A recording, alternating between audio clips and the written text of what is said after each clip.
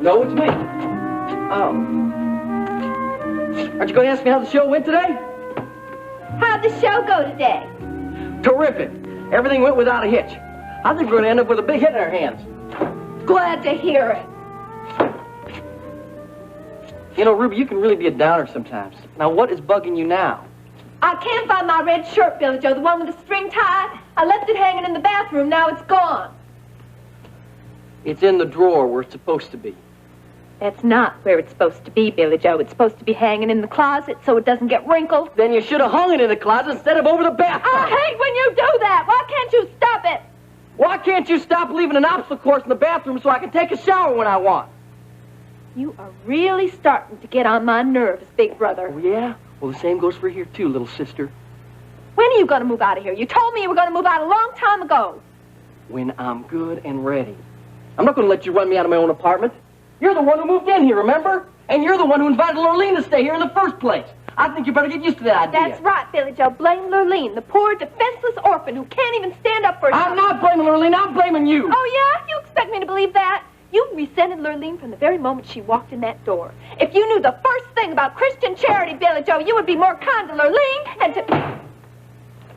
Hi. Hi. Hi, Lurleen. We'll continue this discussion later.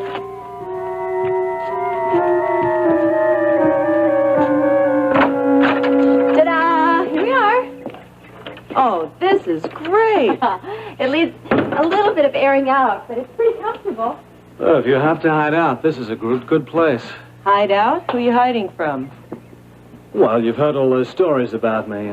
Most of them are exaggerated, except for one. What's that? Well, I'm a pretty private sort of a guy. That's true. Yeah, well, they call you a recluse. Well, that's not too far from the truth. Well, you two about ready for the grand tour? Sure. Okay. This is the kitchen. Actually, it's pretty functional. Well, I don't think I'll be doing too much entertaining. The bedroom's back there. There's a bathroom in the back, and there's plenty of firewood in the back porch. Oh, I could be very happy here. It's so out of the way and peaceful. I get the idea you don't like city life too much. Oh, cities give me claustrophobia. No, I like wide open spaces and room to move around. You sound just like me. I think that's why I became a geologist in the first place. Yeah, me too. Well, it certainly has a lot of privacy, and no one's going to bother you like it. It's exactly what I want. I thought you'd like it. That's very nice of your friend to let me have this. Oh, Rena was very pleased to help. But there is one stipulation. Uh-oh, here we go. She wants you to make it your home and stay here as long as you'd like to. That's very nice of her. Yeah, Rena's a neat lady. Yeah, she seems it. And I like it, too, because it keeps you close enough so I can keep an eye on you. And far enough away to keep Kate happy.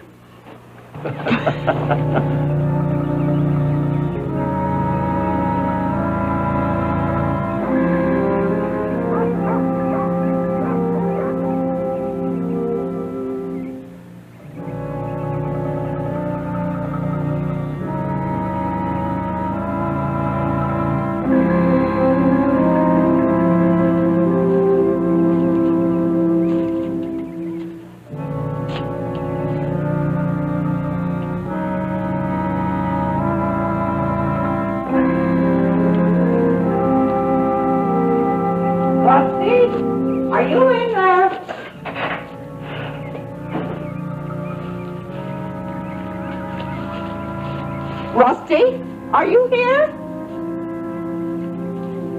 Oh, my Lord. Billy Joe, can I make you a sandwich? No thanks, Lurleen. Ruby? I love one, Lurleen. Thank you. Lurleen, did you see that real skinny belt I got with a silver buckle on it? Lurleen, tell my brother it's in the drawer where it belongs. Billy Joe. Never mind, Lurleen. I got the message for my sister. Billy Joe. Ruby, now, I know it's not my place to say anything, but both of you are acting like a couple of little kids. Yeah, we'll talk to her. She started it. Oh, you come right back here, Billy Joe. Tell me how I started it. Ruby, now, I wish you all would make up. Otherwise, it's going to be very hard for the three of us to live in this apartment. There's no reason for y'all to stay mad at each other. Look, Lurleen, I appreciate your concern, but this is just between my brother and me. But it worries me when y'all argue like this. That's all right, Lurleen. She's right. This is just between me and my pig-headed sister. Oh, look who's calling who pig-headed. Now, don't you talk to me like that. I'm not going to stand here and have you talk to me like that, Ruby, in my apartment. Oh, this is only your apartment, Billy Joe, until you move out, which you said you would do a long time Please, ago. Billy Joe, Ruby, don't argue. You are not going to settle anything like this. Lurlene's right. Just goes to show that you're rude, calling your sister names in front of Lurleen, who happens to be a guest in our house. Lurleen, if the studio calls, just tell them I'm at page 1. I'm going to see Nita and my son. I'll tell him, Billy Joe. Thank you.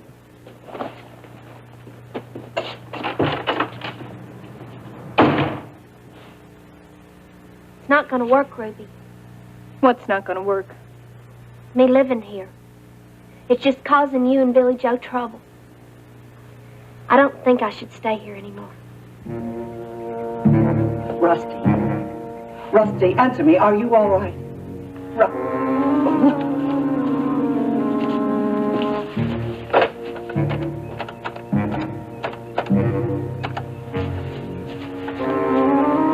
Hello. This is Kate Marshall. Could you get me Dr. Williams, please? This is an emergency. All right, I'll hold. Hello, Tom. Tom, it's Rusty. He's had an accident. Yes, well, he's unconscious. Thanks. And could you send an ambulance, please?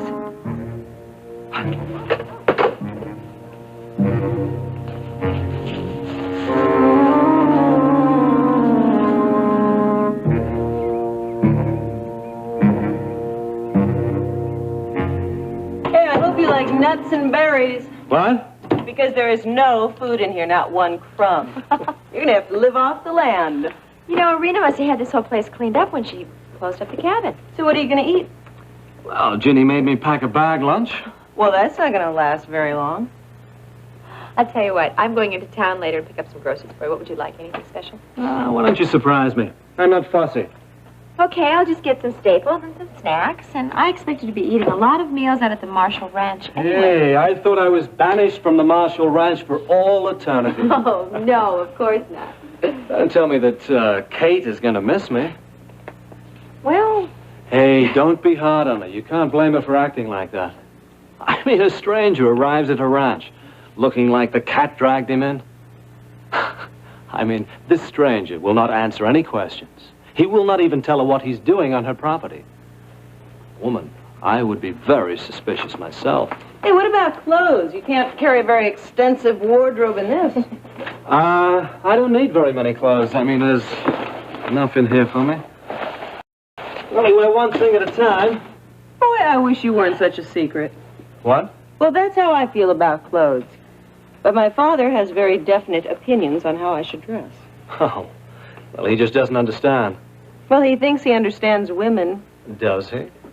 Yes, but not if they're geologists. I'll bring you back some of Ryan's clothes. Hey, that doesn't matter. I really don't need anything, Jenny. You're uncomfortable in Ryan's clothes? Well, wouldn't he be uncomfortable? Well, you wouldn't even know. Besides, he wouldn't mind. Hey, Ginny, what do you say that we let Dr. Rehnquist get settled here? Please, call me Miles. Well, it's not easy calling a legend by his first name. Try then. Okay. I'll bring you back your supplies later, okay? Well, no hurry. I'll survive. And I want to thank you wonderful ladies for taking such wonderful care of me. Oh, it was fun. Listen, call me if there's anything you need, anything at all, okay? I will.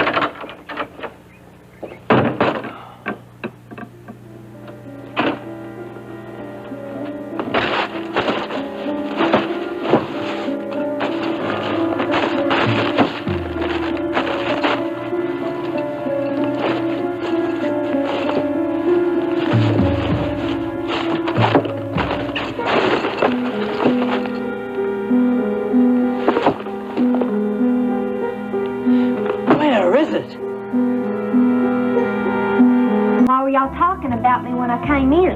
We weren't talking about you. I heard you say my name. Well, I was just telling Billy Joe that I wish he'd get along with me as good as he gets along with you, that's all. That's just it. You two got along just fine before I came along. That's not true. Billy Joe and I used to fight all the time before you came. I mean, that's what brothers and sisters do. It doesn't mean we didn't get along. I don't know. I still think I should move. Look, Lurleen, just stop fretting, okay? I promise you, everything's going to be okay. Billy Joe's going to get his own place. He's going to move out. And then you'll see we'll be one big happy family again. I should be the one looking for an apartment, not Billy Joe.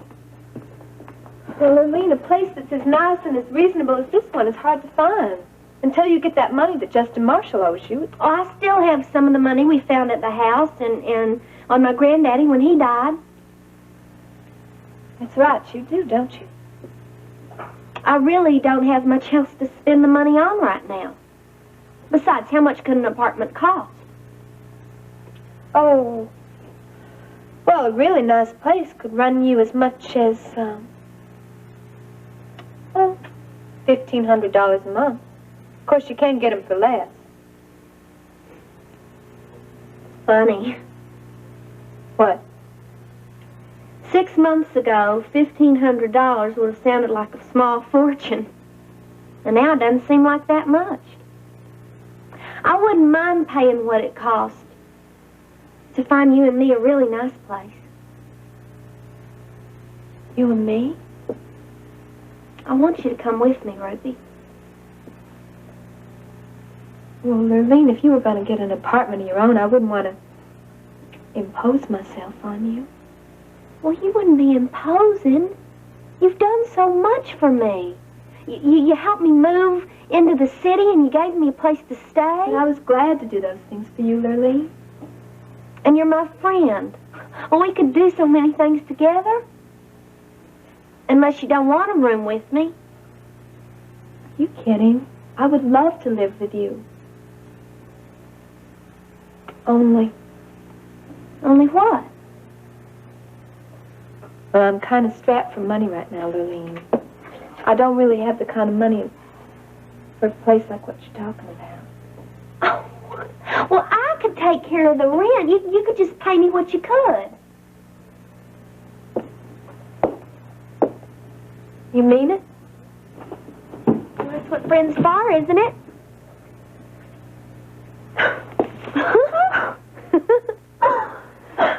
Well, we should start looking for a place right now. Now? Sure. Come on. I saw an ad in here for a brand new luxury apartment building just opened up. Here it is. Well, if we leave right now, we can get there before closing time. How about it? Okay. Let's go.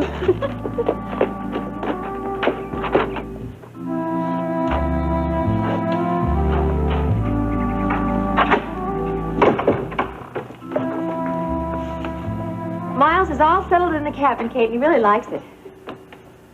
Kate? Oh. What is it? I said Miles likes the cabin. Oh, well, that's good. What's wrong? It's Rusty. There's been an accident. What kind of accident? I found him in the stable. He was unconscious. What happened? Tom says that he must have gotten a big electrical shock. How? Well, there were some loose wires lying around near him, and Tom thinks he must have brushed against that accidentally. Where is he now? Well, they took him to Gulf Coast Hospital. I wanted to ride along in the ambulance, but Tom said there wasn't anything I could do. He's going to be all right, isn't he? I don't know. He was still unconscious when they took him away from here. Oh. Kate, I'm sorry. I just wish Tom would call. He said he would. Well, he'll call as soon as he has any news. I hate this waiting. I know, it's hard. You want me to fix your cup of tea or something? No. No, I don't think I want anything. All I can think about is all the times that little Steve used to play around the stable. Now, it could have happened to him. But it didn't. Don't even think about that. I've disconnected the wiring in the stable and in all the barns. Did you get somebody to come out and check it? Yes, I called an electrician. He's going to check all the wiring. Please, tell Steve to be careful. Steve's over at Buddy and Wanda's, but I'm going to pick him up later, so I'll have a talk with him. Why doesn't Tom call? It's been so long. Kate, Rusty's under the best possible care. He'll be okay. You just have to hang on to that thought. Well, I hope you're right. But I can't help feeling responsible. Well, you can't blame yourself. It wasn't your fault. But it was on my property. And that makes it my responsibility. Are you sure it was an accident? Of course it was an accident. Why wouldn't it be? I'm sorry, but I just had a silly thought. Yeah, you're right, of course. It was an accident.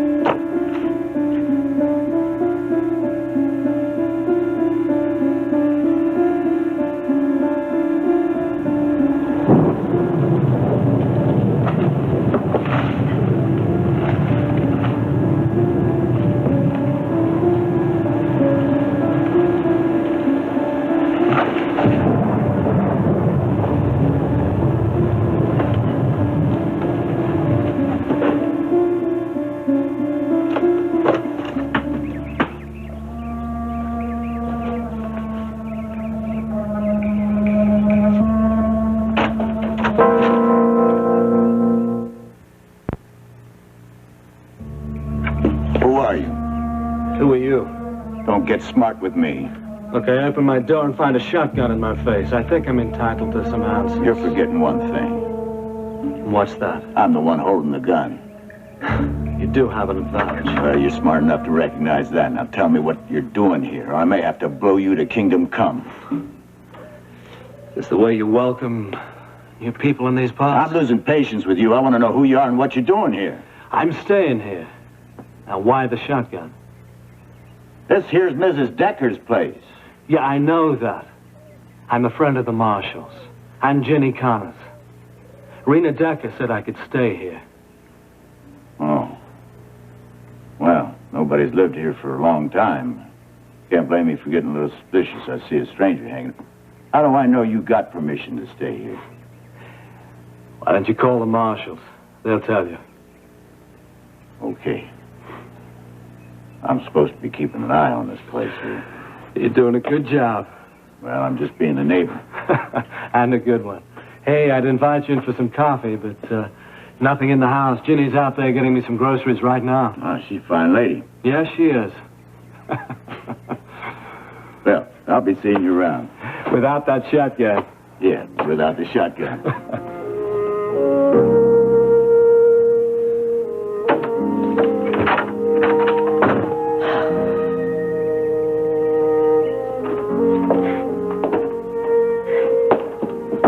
May I help you?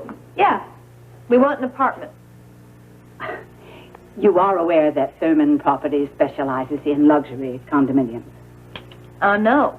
That's why we're here. We saw your ad in the paper. I see. What price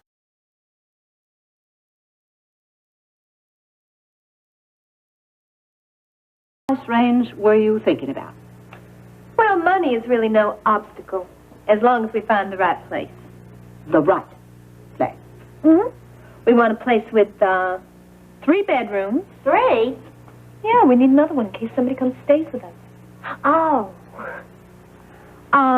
2 bathrooms, a spacious eat-in kitchen, living room, dining room, and of course a spectacular view. Of course. We'd like a pool, too. Oh, yeah. We gotta have a pool. A pool. Well, it is late, and I was about to close. Well, now, surely, So why Miss, don't Mrs. Vindenberg. Mrs. Vandenberg. You don't want to lose our business just because your little watch there says it's past quitting time, do you? Of course not.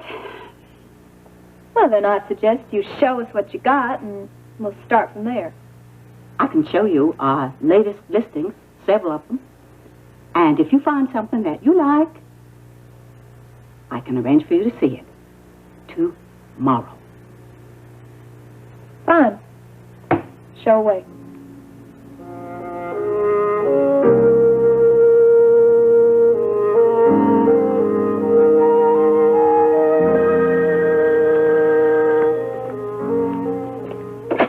Yeah, hello? Miles? Yeah, Ginny. We're having a little problem over here. I just wanted to call you and let you know I'm going to be a little late. What's wrong? Well, there's been an accident. One of the ranch hands is pretty badly hurt. Oh, I'm sorry. What happened? Well, they're not sure. They think he touched a live wire and got a severe shock. Is he going to be all right? Well, they don't know that yet, but he's still unconscious. Kate's a little upset about it, so I really think I should stay here with her. Yeah, well, I think you should. Miles, are you all right? Yeah, I'm fine. Outside of the guy arriving at the door with a shotgun. A shotgun? Yeah, a neighbor. He was coming to check on the place for Rena. Buddy? Yeah, that's him. He's a good neighbor. Thought I was trespassing. He's probably checking on me right now. Well, I'll take care of Buddy.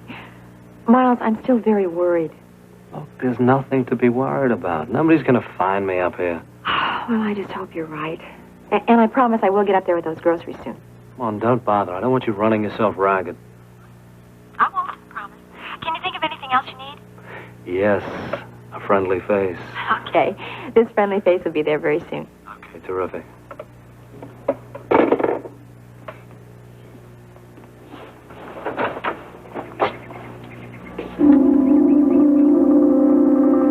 Give you a call as soon as the other dress is ready, Mrs. Jordan, and we'll arrange for delivery. All right? Thank you for coming in. Merry Christmas. Merry Christmas. Joe, hi. Hi, Paige. Well, you are really becoming the television celebrity. That's what everybody's telling me, but I sure don't feel like one. Oh, no, every time I turn around, my customers are talking about your show.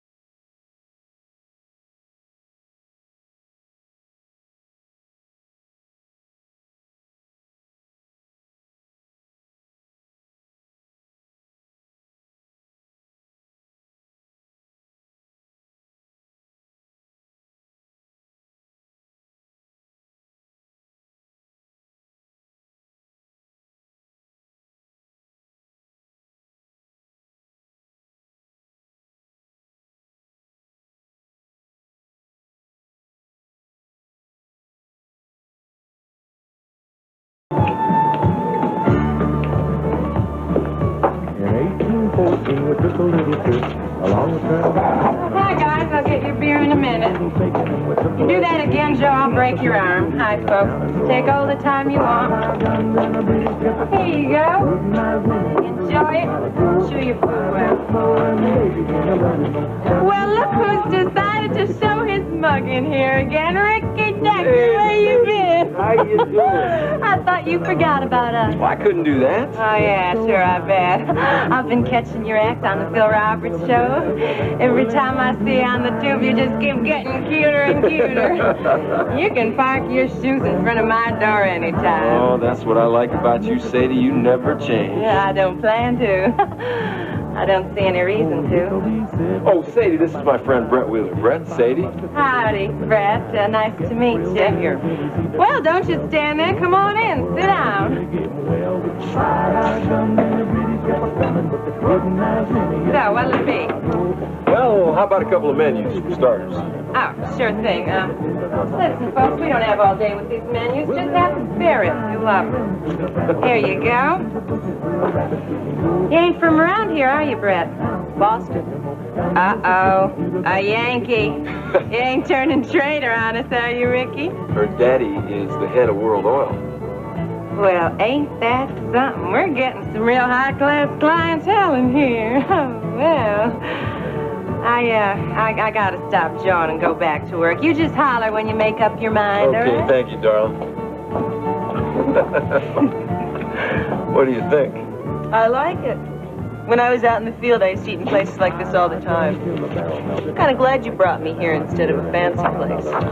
Good. Burley's has got the best barbecue around. When I was a kid, my brother Max used to bring me and my sisters Terry and Elena in here every Saturday night. It's kind of a treat to be able to share it with you. Can't wait to try those ribs. So, what's on your mind? What makes you think I have anything on my mind? You've been preoccupied. It's nothing you can help me with. Well, why don't you try me? Oh, have you suddenly become an expert on ancient Indian languages? Sure, what do you want to know? Okay, in that case, tell me what the word Haitopah means. Place of the Great Fire. What? It means the place of the Great Fire. I'm sorry. I didn't mean to give you a start. Well, for an out-of-the-way place, this is turning into Grand Central Station. Well, I didn't think you had moved in yet. Yeah, I moved in today. Oh, good. Well, I came here to check out the refrigerator. It acts up sometimes. Well, my last visitor said that nobody's been here in a while. You've had visitors already? Yes, a neighbor. Buddy. Buddy with a gun. That's Buddy, all right. He's really a very sweet man. Yeah, well, I didn't notice that till he lowered that shotgun. He and my husband used to go hunting together all the time. Yeah, well, I'd warn your husband about him. He's a tough customer. My husband is dead. I'm sorry, I didn't know that. It's okay. I hope you'll be comfortable here. Yeah, I'm sure I will be. My husband's truck is parked at the ranch. You're more than welcome to use it if you want. Well, thank you, but, no, I don't think I'll need it. Well, you may want to use it to go to the store. I know that there isn't anything here. Better check that refrigerator.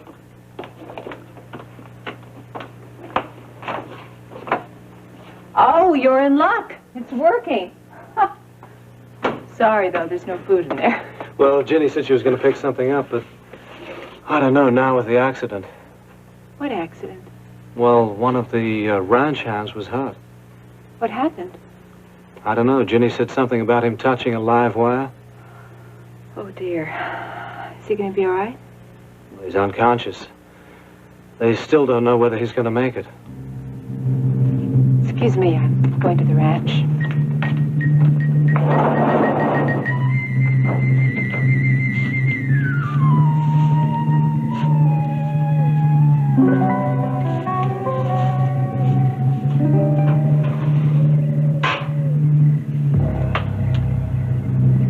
Water? What kind of biscuit?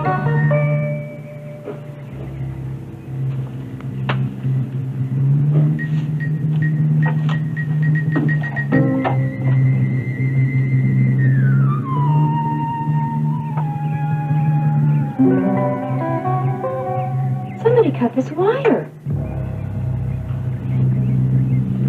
But who? Why? Well, I guess Billy Joe'll be glad to see me go. He's gonna miss you, Lurleen. He's gonna miss both of us. He loved having you here. I told you that before.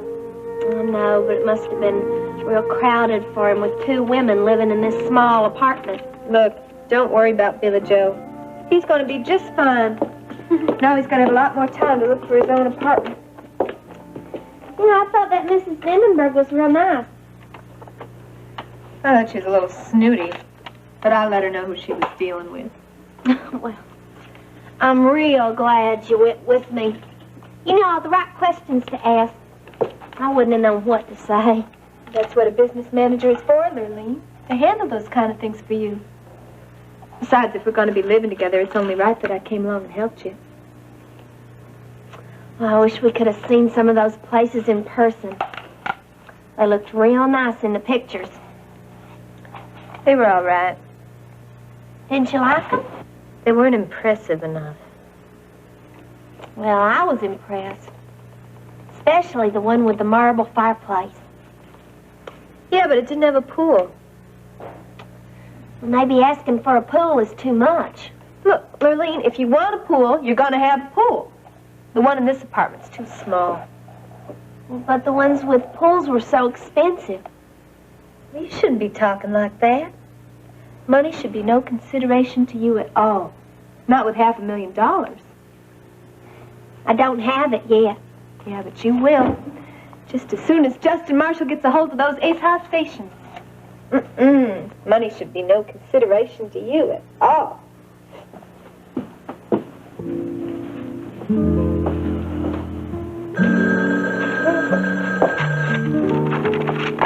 Good afternoon, page 1. Oh, hi, Miriam. They will. That's wonderful. Yeah, she's right here with me now. Oh, she'll be thrilled to hear it. Thank you very much.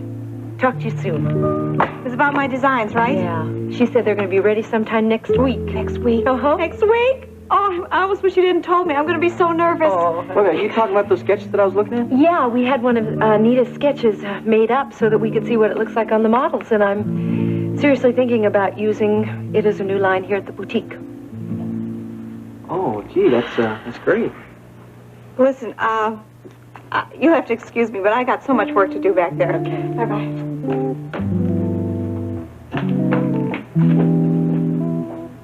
What's wrong, Billy Joe? It's those damn sketches, that's what's wrong. Thank you, darling. So what else do you know about High Topaz? I told you everything I know. It's a place. Well, that doesn't tell me much. You find it on a map? We'll ask Joel. He's the only one I've ever heard mention it. He'll tell you everything he knows when he gets here. Is Joel an Indian? No, his father runs the feed store down in Marshall Village. Well, then how come he knows so much about High Topaz? You're asking the wrong guy. What's so important about this place anyway? It's not really that important. Well, you certainly make it seem like it is. No, a friend of mine just mentioned it to me, and I got curious, that's all. What friend? Just a friend. And your friend didn't seem to know anything about High Topaz? He didn't say. Hey, Joel, buddy, how's it going? All right, pal. You look good. I want you to meet a friend of mine. This is Brett Wheeler. Brett, Joel Walker. Hi. Nice to meet you, Brett. Same here. Have a seat, buddy. Listen, old pal, you've got exactly 10 minutes because I am on my way to the Rockies. Well, talk to the lady here. She's the one I was telling you about. What can I do for you, little lady? You can tell me everything you know about High Topaz. High Topaz. Well, you don't need me for that. He's been there. Ask him.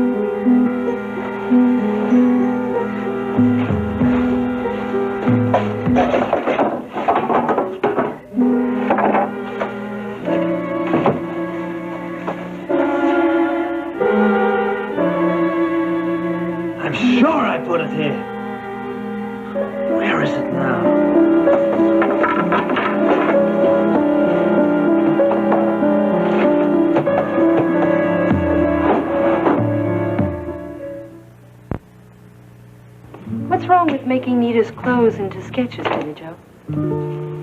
I don't like what's happening. I thought you'd be really happy for her. Well, I'm not.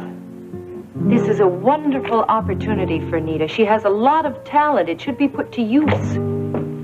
That's just my point, Paige. What is your point, Billy Joe? I want my wife back, Paige. And if Nita starts putting clothes together here for you, that's never going to happen. You've lost me. I'm sorry. If Nita has a career of her own, she's not going to need me anymore. That's ridiculous.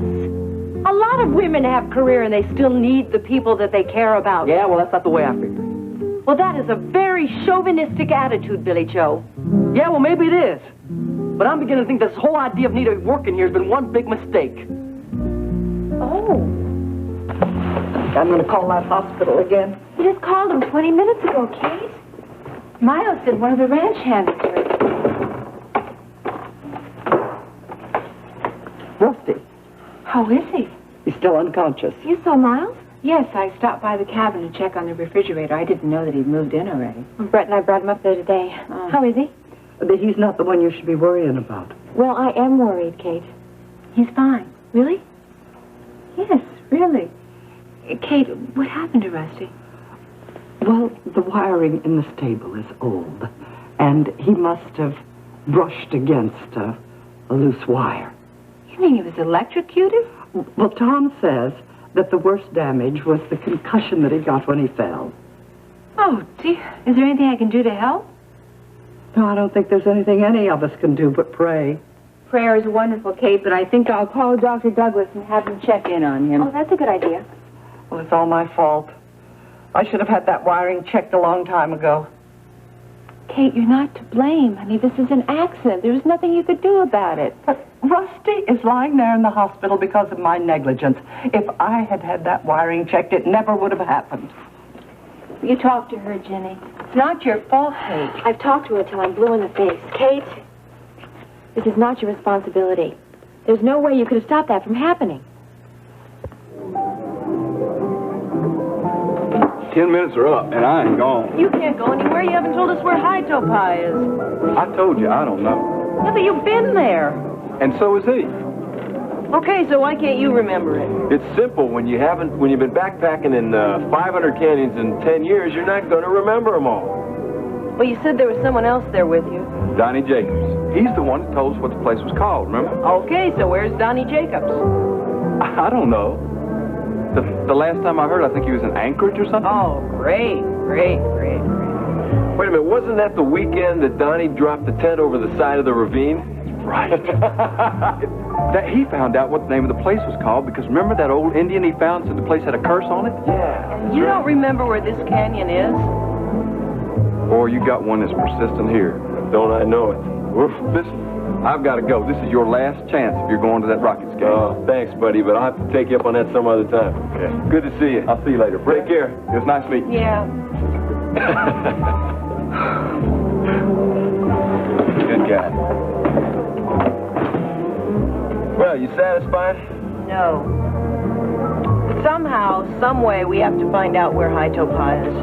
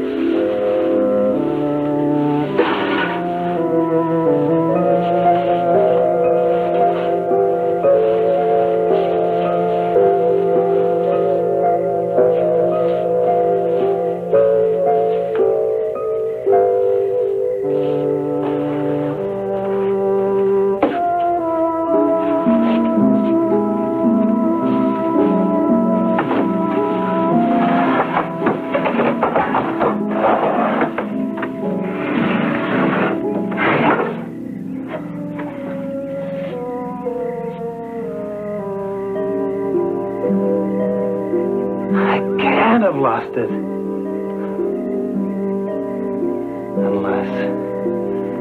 Unless someone's taken it.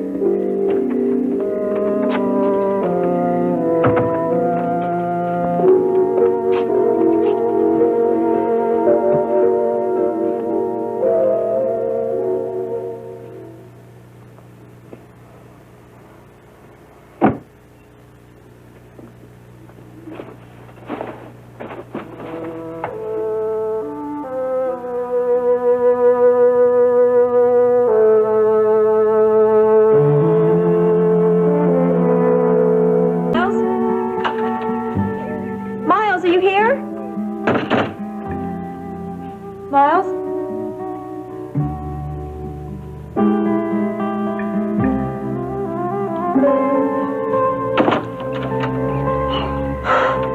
Where were you? out walking. In the dark? I like to look at the stars. I was worried sick about you. Well, there's nothing to be worried about. How's that ranch hand? Still unconscious. Oh, I wish there was something I could do. Miles, there's something going on out at the ranch. What are you talking about? I went down to the stable this afternoon and I found water all around the area where the light switch is. Well, so? How did it get there? Well, somebody must have spilled it then. I also found pieces of insulation on the floor. It's almost like someone cut the wire. Are you sure? Yes, I'm sure. Rusty, our ranch hand, what happened to him was not an accident. This Rusty, do you know whether he has any enemies? No. I think somebody's after you. That doesn't make any sense. I mean, who'd set a trap for me? How could anybody possibly know that I'd be the first one to go in there? Well, it doesn't make any sense to me either, but both of us know that you're in danger. Well, somebody's after you. And I know that you won't tell me why, but I think you should protect yourself.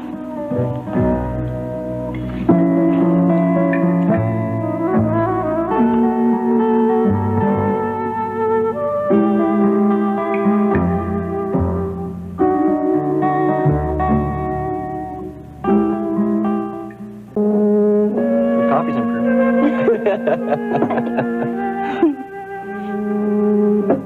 Lurleen, why are you really moving out? It's time I got a place of my own, Billy Joe. It's not on account of me, is it? No. Well, I have put you out long enough. No, you have not. Oh, yes, I have. But it's sweet of you to say I haven't. You and Ruby seen anything that you liked? Well, I liked all the places we looked at. But we didn't take any of them. Ruby wants to hold out for something real special. Something real expensive is more like it. They were all expensive. At least they were to me. A year ago, I'd never have dreamed of spending that much money on anything. Well, then why do it? Well, I got the money, I might as well spend it. Well, you better be careful how you spend your lawn. Ruby's managing it for me, so I don't have to worry about that. Well, it'd take me a long time to go through $500,000, Billy Joe.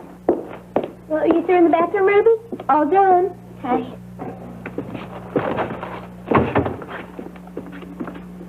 What time you going to the studio, big brother?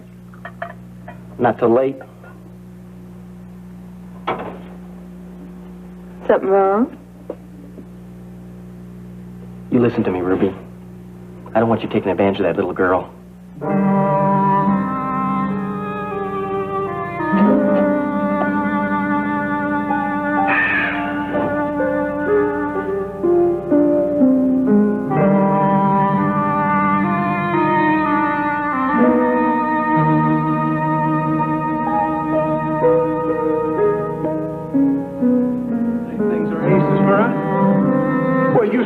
Opportunity to invest. You should have taken advantage of it when I proposed it to you. Did you put that down? No, not you. You ever heard the expression, where were you when we needed you? Well, that's the way I feel. Would you stop that? Right. Well, we'll just talk to you soon then. Fine. Goodbye. Gregory, what are you doing here? I'm supposed to meet Allison. She went back to the hotel. Then how am I going to get back? I'll get Karen to take you back. Well, Gregory, what'd you think of Houston? It's okay.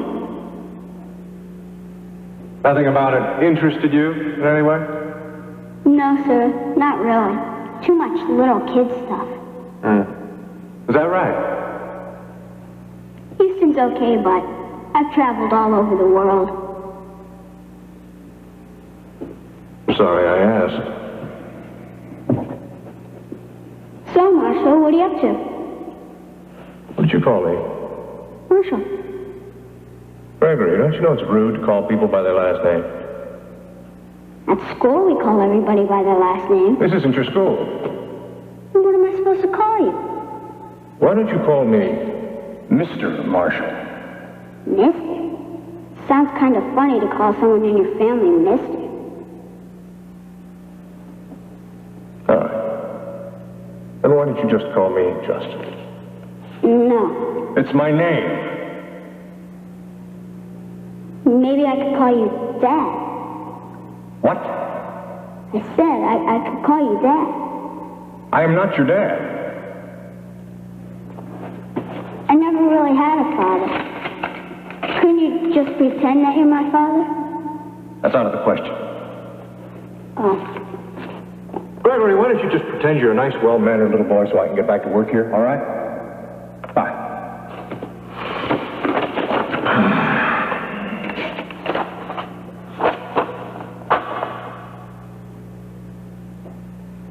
Gregory, what is it?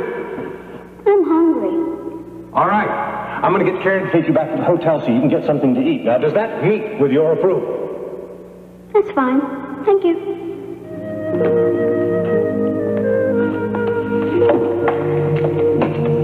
You know something? What? You're really okay. You're really okay, Marshall.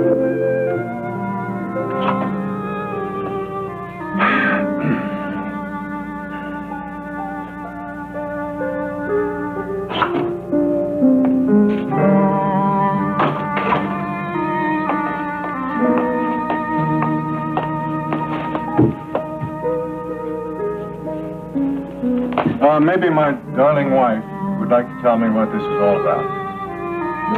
I think you know what it's about. All I know is she didn't say a word in the car this morning. It's Gregory. I want you to get off his back, Justin.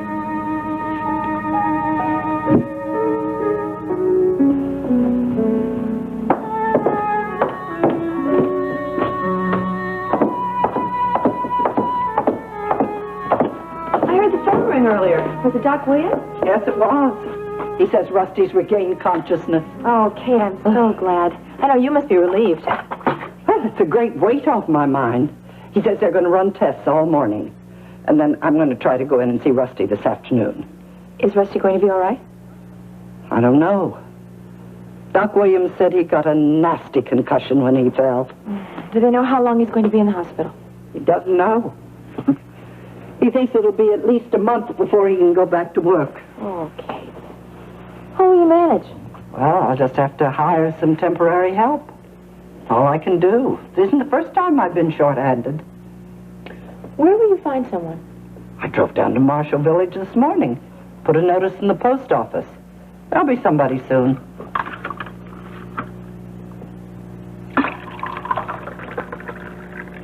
Something wrong?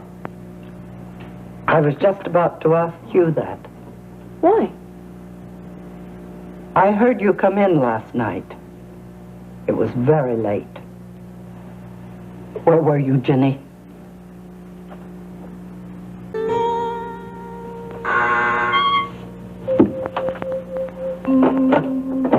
Yes? Oh, send her in. Dad, hope I'm not interrupting anything. No, I wanted to have breakfast for you this morning, but you weren't even up by the time I left. I got in late last night. How was your date with Ricky Decker? Oh, just fine. Where'd he take you? Burley's Barbecue. Great ribs. Real down-home type of place. Well, that sounds like fun. Dad, does World Oil have a map room? Sure. What kind of maps are you interested in? Topographical maps of Texas. Any particular part of Texas? I'm not really sure. It's a big state. Well, I don't know what part I'm looking for. Well, you're in luck, because World Oil happens to have one of the most extensive map libraries in the country. Come on, I'll walk you there. Great. I couldn't sleep last night, so I went for a walk. Well, why didn't you let me know? I could have made you some herb tea. I didn't want to disturb you. Your lights were out anyway. Jenny, you know I'm a light sleeper. I needed some fresh air. You were gone a long time. Well, I had a lot of things on my mind. Things I needed to think over. Was Miles Rehnquist one of those things? Miles? Jenny, he's a grown man. He can take care of himself. I wasn't worrying about Miles. Well, then, what were you worrying about? Something that Ryan said to me on the phone yesterday. Would you care to tell me about it? Yeah, it really was, nothing important. It's over. Ryan has been gone too long. Yes, he has. I'll be glad when he gets back. It isn't good for a husband to be gone so long. Especially in your case. What do you mean? Ginny, you've only been married a short time. You haven't even had your honeymoon. Yes. Well, it won't be long now.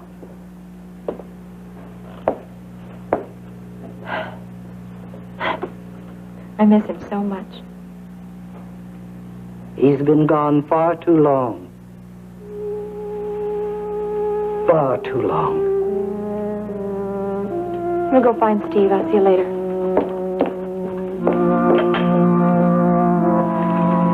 What are you talking about?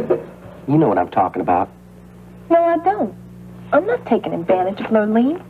And what's all this stuff about getting a very special apartment, a very fancy apartment? Oh, come on, Billy Joe. You're the one that's always complaining because the three of us are jammed in here like sardines. Ruby, that's no reason for you to try and talk that poor little girl into getting some fancy apartment that you want. I don't know what you mean. You know what I mean, all right. Lurleen doesn't have any fancy tastes. She doesn't need to spend all her money on some place to live in. You know, you surprise me sometimes, Billy Joe. I can't believe the things you say to me. Damn it, Ruby. I know you too well for you to get away with anything around me. Why do you always think the worst of me? I'm not using Lurleen. I'm helping her. Helping yourself to her money is more like it. Lurleen and I are partners. Partners in what? The only thing you want to be partners in is part of that $500,000 that she's getting for the sale of her granddaddy's ranch. That's not true, Billy Joe. Would you lower your voice? She can hear every word you say. She's right in the next room. That poor girl thinks you're managing her money. I guess you're doing that all right. You're managing to get her to spend it all on you. I'm warning you, Billy Joe. You better shut your mouth. I am managing her money. I'm talking to her right now about investing in the coop. But we can't do anything until Justin Marshall gives her the money for the ranch. You investing in the coop, huh? I can imagine how that little investment's going to work, too. Lurleen's probably going to put up all the money, and you're going to reap all the rewards. No, I'm going to put up some of the money, too. Small part, I imagine. You told Lurleen yet? Not yet. I'm working up to it. Well, you make sure when you tell her, you're going to tell her exactly how it's going to work. What do you mean? That you're going to put up a very small part of the money. You're probably going to take a very large part of the profits. Look, Billy Joe, I'm not in the charity business. Now, buying the coop was my idea. I should get some credit for my idea. That's worth something. Yeah, an idea's worth something, darling. Providing it's a fair deal. Look, don't worry about Lurleen. She's being very well taken care of, believe me. Yeah, well, she better be. I like Lurleen. She's a sweet little girl, and I don't want anybody taking advantage of her, even if it means my own sister, especially my own sister.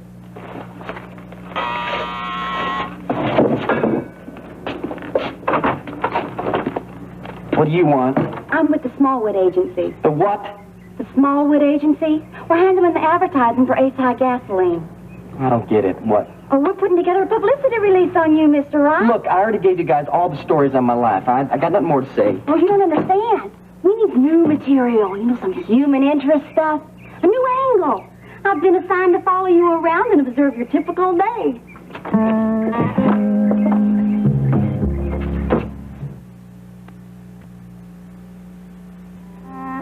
I don't want to hurt your feelings, Ashley, but I have something to tell you about Gregory. It's all those questions he asks. They're driving me crazy. Oh, Justin. He's just a little boy. Kids that age ask questions. That's how they learn. Maybe I'm allergic to kids. I've seen you with Steve.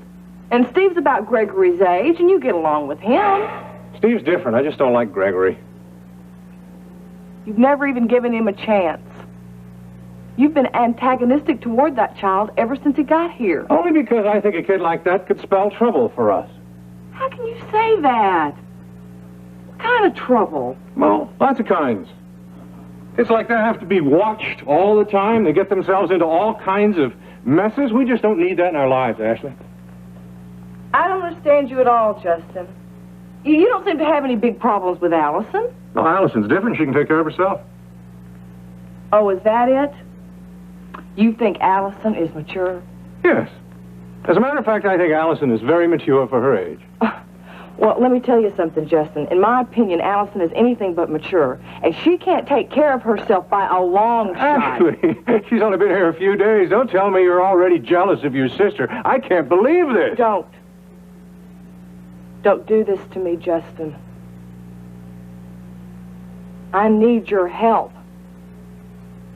This is just tearing me apart. I can't stand it. I thought rich folks were supposed to be thick-skinned, Ashley. I didn't think they needed anybody's help.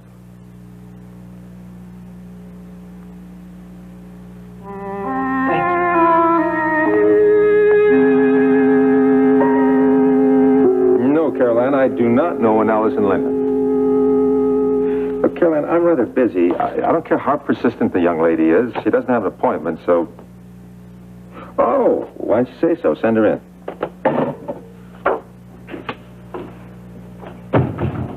Mr. Wheeler, I'm Allison Linden, Ashley Marshall's sister. We met at the Top of the World Club the other evening. Oh, of course. Well, what can I do for you? I'm out getting the lay of the land.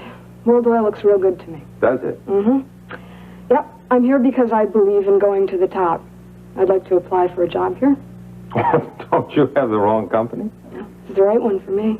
Well, I should think that Marshall Oil would be more likely. My sister started here. So you compete with Marshall Oil.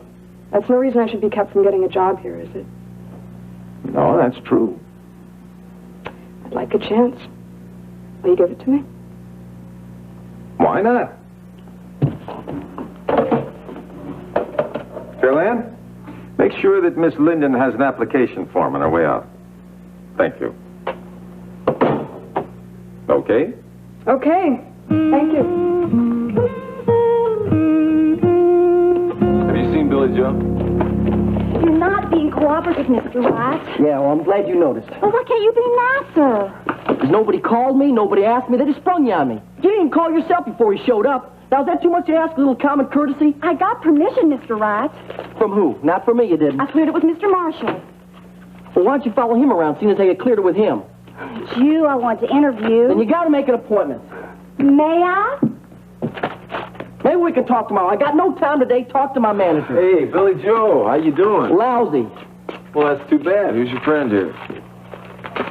She's no friend. She followed me from the apartment. Well, that wasn't very nice, Mr. Wright. Not very nice at all. Hi, I'm Jane Clark. Hi, Jane. Ricky Decker. I'm from the Smallwood Agency. Oh, yeah. I'm really pleased to meet you, Mr. Decker. I'm one of your biggest fans. Thank you. Could I have your autograph, Well, please? sure. Don't encourage her, Ricky. You know, maybe on second thought, maybe she ought to interview you. How about that, Miss Clerk? Clark, and I prefer Ms. Okay, well, I should have figured it was that. Why don't you interview Ricky Decker here? Oh, please, Mr. Wright. I haven't been assigned to Mr. Decker. I mean, I can't interview just anybody I want. If I had my choice, I'd certainly prefer to interview you, Mr. Decker. But I'm being paid to do a story on Mr. Wright. Well, I hope you've got a lot of stamina. Hey, telephone Ricky, and you can take it over there. Thank you. Yeah. Hello. Ricky, it's Brett. I need your help.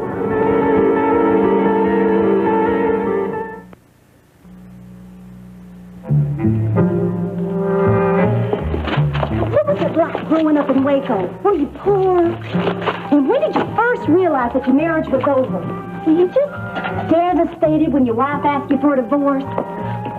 Is there another woman? Look, Miss Clark.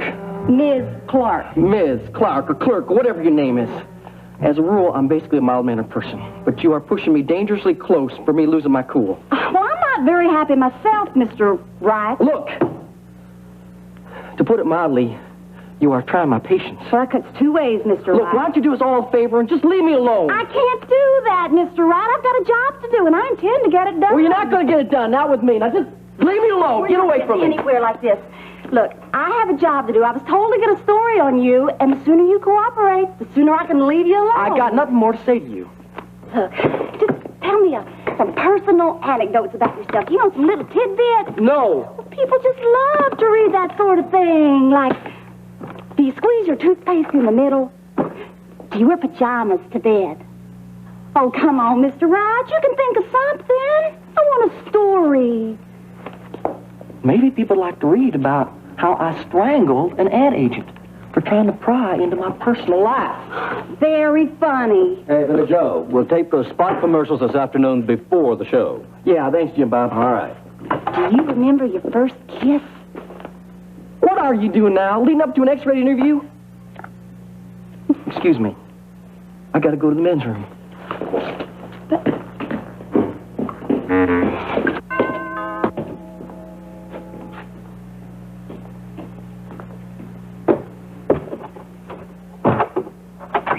I'm afraid Ginny isn't here. I came by to talk to you about Rusty, see how he was. Well, he's better, thank you. The doctor says he won't be back to work for quite a while. Well, that's going to leave you short-handed around here. Well, I went down to the village this morning, Marshall Village, and put a notice in the post office. There'll be inquiries. Did you get a chance to talk to him about the accident? What could I talk to him about? It's over. Well, about what happened? I know what happened. He brushed up against a loose wire. Every time I think about Steve playing down there in that stable, my blood runs cold. You know, he could have touched that wire. It could have killed him. When Rusty went to get my knapsack out of the Jeep, did he find anything else? Anything else? Well, I have a few things missing. It's nothing important. No, he didn't say anything. I see. Is there anything else on your mind? Not right at the moment. Thank you.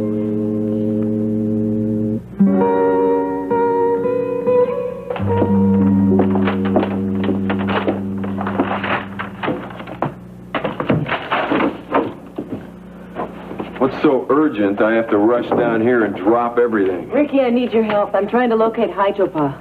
Are you still on that kick? You know, you called it Place of the Great Fire, but I can't find it on any of these maps. It's a canyon. I know it's a canyon, Ricky. Do you have any idea how many canyons there are in Texas? A lot more than I care to count. Well, now, you were there. Try to remember. You can if you put your mind to it. What's in it for me if I do find it? The satisfaction of helping me. It doesn't sound like very much of a reward.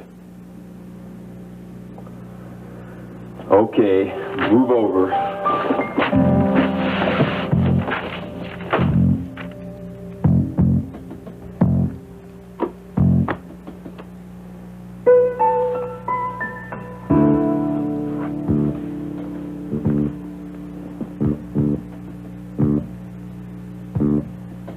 Did you talk to Ryan today? He hasn't called. Well, if he does call, are you going to tell him about Miles? What's the sense in upsetting Ryan? If you're going to be honest, Ginny, you're going to have to ask yourself whom you're really worried about upsetting. There is no point in talking about this, Kate. Why not? Because the doorbell's ringing.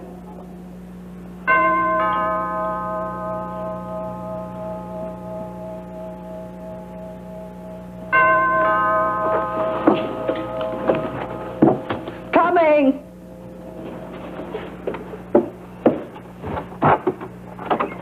Howdy, ma'am. I understand you're looking for a temporary hand?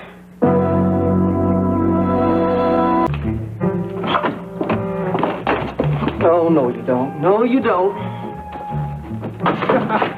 Who's your friend, Billy Joe? She's no friend of mine, Justin. She's a woman from an advertising agency that you sicked on me, and she's driving me out of my head. Oh, so that's Jane. Yeah, it's Jane, but I'm not going to be your Tarzan. Unless you do something pretty quick, Justin, you're going to be reading about her in tomorrow's headlines. Advertising agency woman found murdered in Marshall Oil office by Ace High spokesman. Simmer down, Billy Joe. That's easy for you to say. Oh, what's all this fuss? You've been interviewed before? Interviews are one thing, Justin. Now, you sent plenty of people down by the studio to interview me. And that's been fine. I've been more than cooperative. But this Miss Clark, or whatever her name is too much. First she shows up without an appointment, then she pries into my personal life where it's none of her business at all. Oh, you have to be reasonable. I am reasonable. Billy Joe, you're a public figure. People want to know things about you. They have an interest in your life. Look, Justin, I've been more than kind about that. I've talked to the newspapers all you wanted me to. But there's certain things I'm not going to talk to them about or anybody. My personal life is my own. Maybe she wants to get a different angle on you. Oh, no, you don't, Justin. I'm not going to have that woman come shoving into my personal home, uninvited, asking me a lot of personal questions. It's the price of fame, Billy Joe. It's too expensive. It's the life of a celebrity. Well, not this one, so you can tell your Jane character just to push off. Look, Billy Joe, we made a deal. I'm paying you a lot of money to be the spokesman for Ace High. Part of your job as my spokesman is to be nice to the press, give interviews. They want to know a lot of things about you. In that case, you're going to have to tell people all they want to know, because I'm not talking to that woman out there. Billy Joe. I mean it, Justin, and that's final. She's a pushy pain. Mr. Marshall, Yeah. I'm Jane Clark. I'm with the Smallwood Agency. I was wondering if I could sit in on this meeting with Mr. Wright. I don't think that's a very good idea, Clark. Well, Mr. Marshall, I'm just not getting anywhere with Mr. Wright. Oh, I understand that, and we're working on it. If you'll just excuse me, please. Oh, why, certainly. Seems nice enough to me, Billy Joe. She has been on your heels all day. Wouldn't hurt you to answer a few questions, would it? It's not the question so much, Justin. What is it, Billy Joe? It's the fact that Ace High's taken over my whole life here. Oh, I'm sorry to hear about that. I never seem to have a moment to myself anymore. I don't even have time to think about my own show. I think you're exaggerating. You seem to be forgetting, Justin. I got a show to run. And that show was pretty important to you that I got it, wasn't it? I might also remind you that you're not the only sponsor of my show, not by a long shot. I'm aware of that, Billy Joe. You committed yourself to the promotion of Ace High. You work for me. I pay you a lot more money than you'll get on your other show. Fair is fair, Billy Joe. My money's worth out of you, and I'm going to get it. If you're smart, you're going to accommodate me, because the more money there is for me, there will be for you. If you decide not to be smart, we won't even go into that. I'm certain you understand things better now that I've explained them to you.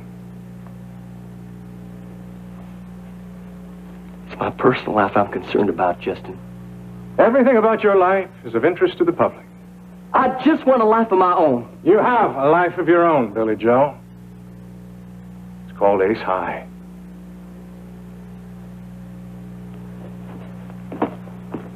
By the way, tell Ruby, Lulene's money is in the bank. It's all been taken care of.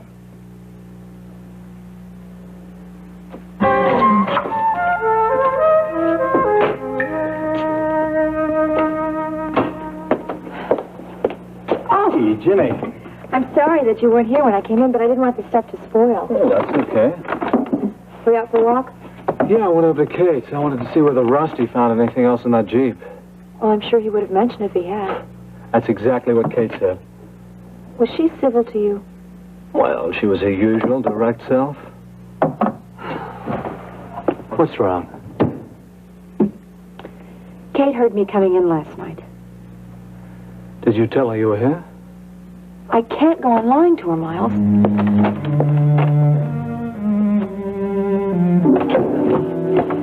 Hi, Miss Joe. Hi. Where's the lady from the ad agency? I finally shook her. Called you ran all morning? Yeah. I finally had a long talk with Justin Marshall about it, too. Well, did you get things straightened out with him? Well, we got sort of an understanding. Where's Ruby? Well, she went to the coop. Gonna fix you some lunch? No, thanks. Oh, by the way, Justin told me that to tell you that the rest of your money's in the bank now.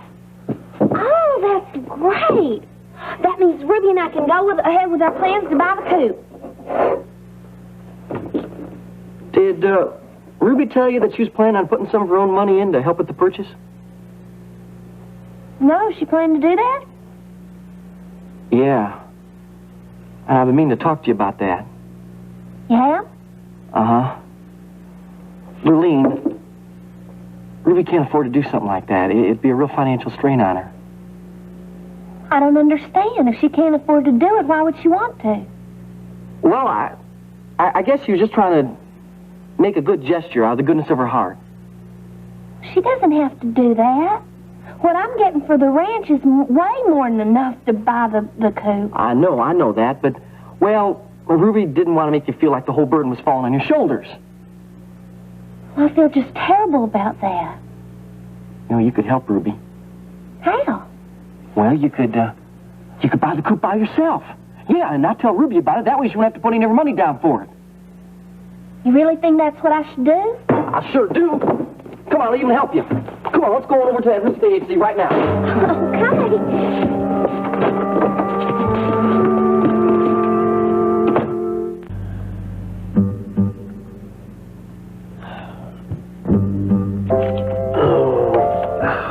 I give up. You can't. Look, it's impossible, Brett. I thought you could find it. I've tried. I can't find it. Please don't give up. Well, you have a heart. No, I'm hard as nails. Well, I'm glad I don't work for you. You're a slave driver. Drive on, slave. No way. Not until you tell me exactly what it is and why you're looking for it. We're looking for a canyon. The one where you went camping. The Indians call it Haitopah, place of the Great Fire. Yeah, I know that. Why is this so important to you? I'm just curious. Well, this is an awful lot of trouble to go to just because you're curious. Did your friend say where he heard the name? I didn't ask him. And you're curious. We don't have very much to go on. You've been there. Yes, I know. Joel and I were there with Donnie Jacobs. Donnie accidentally dropped the tent over the side of the ravine, and that's all I remember. Okay, try and make that trigger your memory. Come on, visualize the place. Try. I'm sorry, Brett. I just can't. Please don't give up on me. I've tried. I can't remember. Please.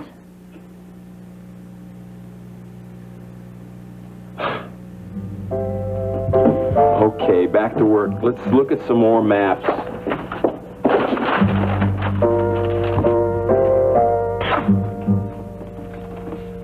Hi. Hi there. Where's Justin? He's at a business lunch. Busy man. Very busy. Is there something you want? Yeah. I was going to ask him to help me fill out these forms. What kind of forms are they? Job application forms. Oh, you're applying for a job? Yes, I am. Where? World Oil. You're applying for a job at World Oil? That's right.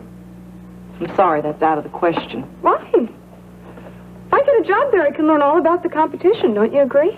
No, I don't agree, Allison. Now look, this is not some kind of a game. This is serious business. And just lay off because you're going to get in trouble. I can do what I want. I don't need you to lead me. Aunt Hildy taught me how to follow my instincts. I'm not Aunt Hildy. And you are my responsibility, and you will do as I say, and don't ever forget that, Allison.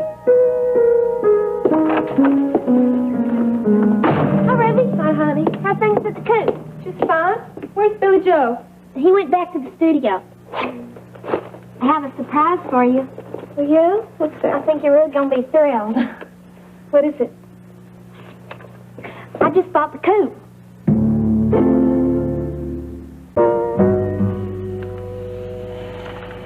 I don't know.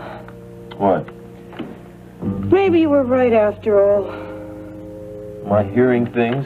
You're not quitting, are you? I doubt that we'll ever find it. Now who's given up? All right, I'm ready to admit defeat. We've been at this for hours. We haven't even looked at half these maps yet.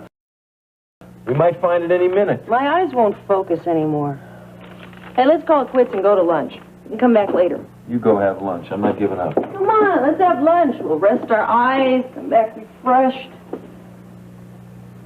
I found it. What, are you Look here, right here. Look, there it is. Haitopah. Are you sure? How do you Yes, know? I'm sure. See this canyon right here? That's exactly where Donnie dropped the tent over the side of the ravine. Are you absolutely certain? I'm absolutely certain. We climbed down this side right here on the canyon. Oh, you're terrific. An Indian told Donnie that the place was cursed, and he believed him. He was always afraid of that kind of stuff. Hey, you're not listening. No, I'm too excited. Now that I've found it, what do I get? Lunch. It's on me. Come on, we found Haitopah. I'm sorry I was so upset. You have every reason to be. It's just that I hate lying to Kate. I feel awful about it. I hate the idea, too. There's just nothing I can do about it except leave, though, Jenny. Miles, you can't leave. You're in no condition to leave. You need help. Yeah. This kind of help? Well, you might need it. Jenny, as long as I stay here, you're in danger. You know that. I don't know that. I'm not in any danger, Miles. Those people that set Rusty up are after me. They're going to try again. Kate thinks it was an accident.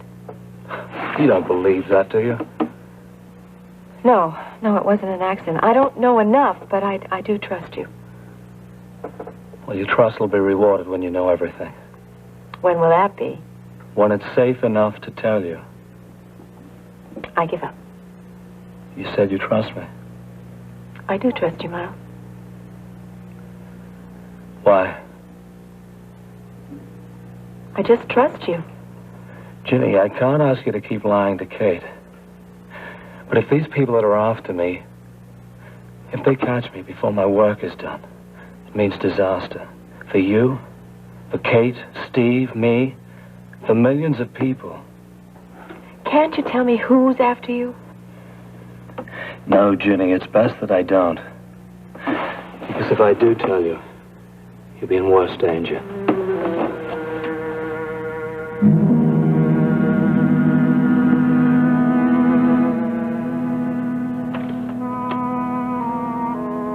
These references are all from out of state. Yes, ma'am. I have the telephone numbers of all of those ranchers. You can call them and ask them about me if you'd like. That won't be necessary. I always believe the best reference is a job well done. I agree with you there, ma'am. Well, you'll have a trial period, and then we'll see how it goes. All right. And if I do a good job? Well, if in a day or two you and I are both satisfied, then, Mr. Baker, you can consider yourself hired. Then I'll be hired, Mrs. Marshall, because I'm a good hard worker. Time will tell that. Did I hear you say that the hand I'm replacing had an accident? Well, yes, he was working down at the stable, and he touched a live wire.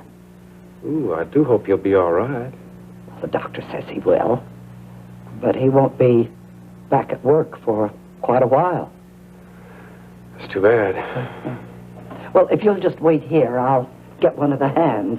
He can show you down to the bunkhouse. All right.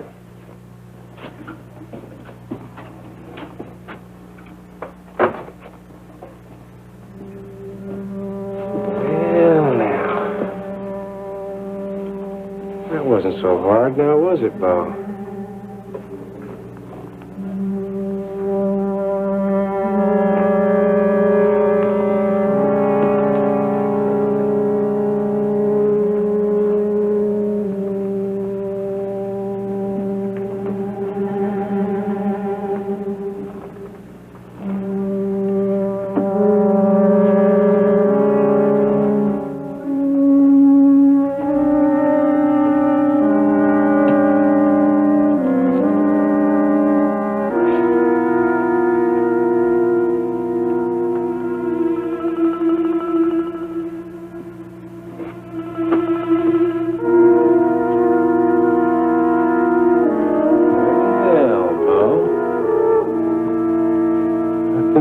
Yourself a nice new home.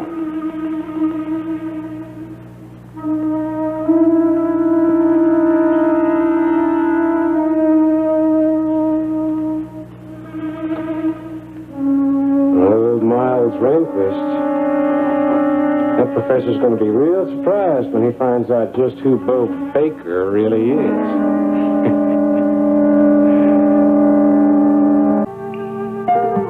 What do you mean you just bought the coupe? You kept telling me what a great investment it would be, so I decided to surprise you and buy. Are you surprised? Yeah, I'm surprised.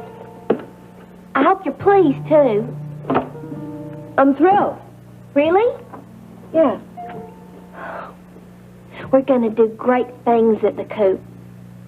Oh, it's going to be the hottest place in town. Great. You know, I just can't wait to get started on it. How about you? Yeah, sure. I'm going to need a lot of help and advice. Will you help? Sure. Sure, I'll help. Is something wrong? No. No, you took me by surprise, that's all. Where'd you get the money? Well, Justin told Billy Joe this morning that the money from the sale of the ranch was in the bank, and it was. Did Billy Joe know you were going to buy the coop? Oh, sure he did. He helped me. It was his idea to surprise you. His idea? Surprise me. That's right. Wasn't that sweet of my big brother? Oh, I think it was. Things have worked out just perfect, and we have Billy Joe to thank for it. Mm-hmm. We have Billy Joe to thank for it. I can't wait to do just that.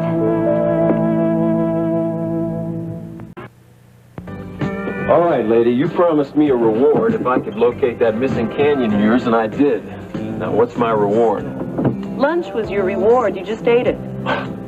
All right, but if you want to go across the street for a beer, it's on me. I don't want a beer. So what do you want? Well, I'm not exactly sure this is the time or place to discuss that. But there is something that I'd settle for now. And what's that? Some information. For one thing, I'd like to know about this mystery friend of yours, like his name, for instance. Can't tell you that.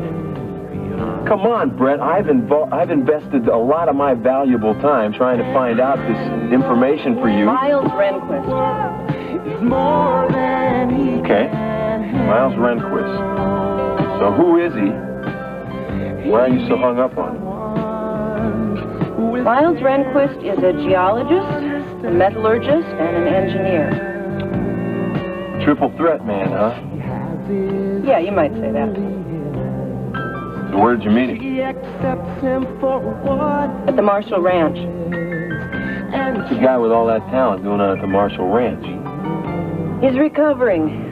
His Jeep was washed off that old wooden bridge out there and into the arroyo during a storm. Well, that's a 20-foot fall. It's a wonder he didn't kill himself. Well, if it weren't for years of experience in the field, he'd never have made it to the ranch alive. So why isn't he in the hospital? Doesn't choose to be. More mystery, huh? So what's so special about this guy? Ricky, there are things about Miles I can't discuss. In trouble with the law? No, nothing like that. All right, look, if I tell you about him, will you promise to keep it between us? Sure. Miles Rehnquist is a remarkable man. When I was in graduate school, half the courses I took used his books and taught his theories. So he's a great teacher? Oh, no, he's a lot more than that. What do you mean? Well, he's like a divining rod when it comes to discovering deposits of oil or precious metals. In fact, he has come up with an infallible system for conducting subterranean surveys. Is he rich? No. Why not? Because he doesn't choose to share his methods with anyone. Yeah, but that's crazy. No, not to Miles. He's a fanatic when it comes to preservation of natural resources. You make him sound like he's some kind of a hero. He's more than that. Miles Rehnquist is a living legend. What made you think you had the right to go meddling in my affairs? I didn't go meddling in your affairs. What do you call it, then? I call it helping a friend. Since when does helping a friend take precedence over helping your own flesh and blood? Sometimes I'm not too happy with my own flesh and blood. Where's the mustard? Are you criticizing me, Billy Joe? No. But if anybody's been meddling, it's been you. I am Lurleen's business partner, Billy Joe. I was going to help her plan her financial future. And what did I do wrong? Huh? I just suggested she buy the coop. You said yourself it was a good investment. It was a good investment, but I wanted it for myself. You didn't have the money, Ruby. I could have got it, Billy Joe. I could have put together what I needed. How? That doesn't matter. The important thing is I've lost my chance. Thanks to you, I'm never going to own the coop. Lurleen Harper does. I don't think you heard what I said, Justin. Sure I did. Then why don't you say something? What is there to say? Allison has applied for a job at World Oil. Well, that's a privilege. It surprised me, but there's nothing we can do about it. Oh, yes, there is. She's too young to try to... I wouldn't try to exercise parental control over Allison if I were you. Doesn't it make you angry? No. I don't care where your sister works. Doesn't matter to me. Justin, World Oil is our competition. I'm aware of that, dear. Well, have you also forgotten the fact that Rena's there? No. Justin, you can't shrug it off that easy. When Rena gets her claws into Allison, you don't think she's going to use her? She'll probably turn her against us. Ashley, you're exaggerating. Am I? Am I really? You just wait and see, Justin. Oh, no, it's way too far. Move it back towards Mr. Wheeler. Wait a minute, John. The thing is caught. Sorry, Miss Brown. A little bit more. Oh, that's perfect. Oh, that's perfect. Don't touch the tree anymore. Well, I'll say one thing for it, John. It is absolutely symmetric. Well, actually, sir, it's a Colorado spruce. Oh, really? Pinus plasticus, to be precise.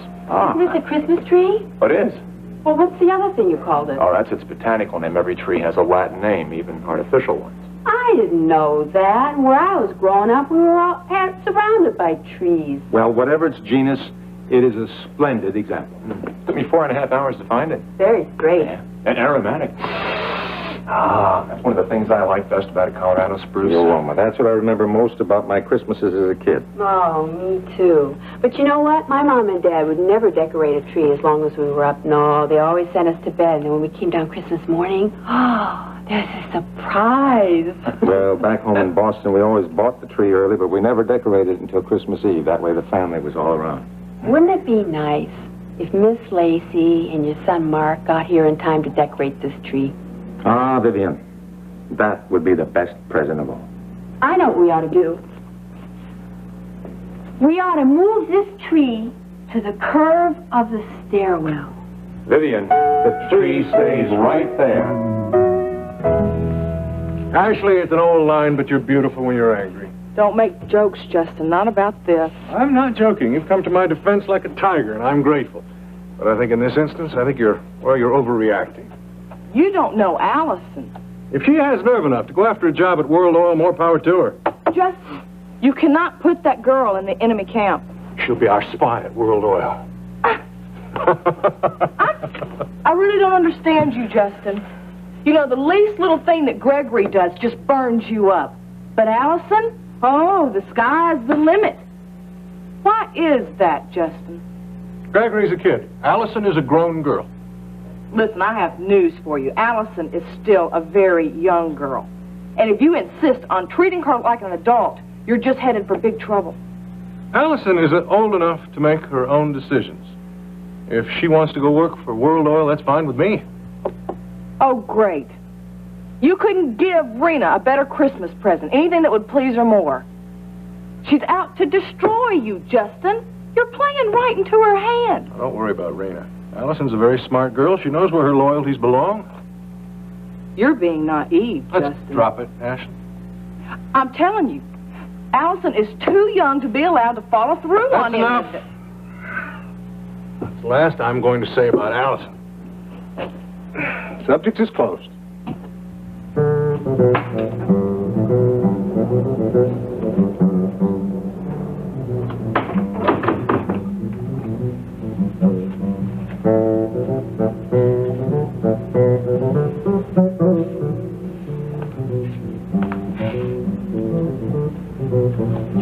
Hello, Allison. Hello.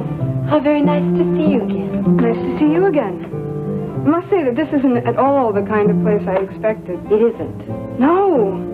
When you said you owned a dress shop here in Houston, I thought... Plain pipe racks, plastic mannequins, papier-mâché wigs, right? I thought this was the kind of place they'd call down home. Down home? Well, are you disappointed? No, the opposite.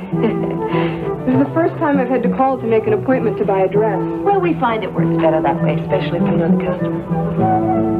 Even in Rome and Paris, when I was with Aunt Hildy, you could just walk right in. Well, from what I've heard of your Aunt Hildy, I think she would have walked in here, too. She was special. Where are the clothes?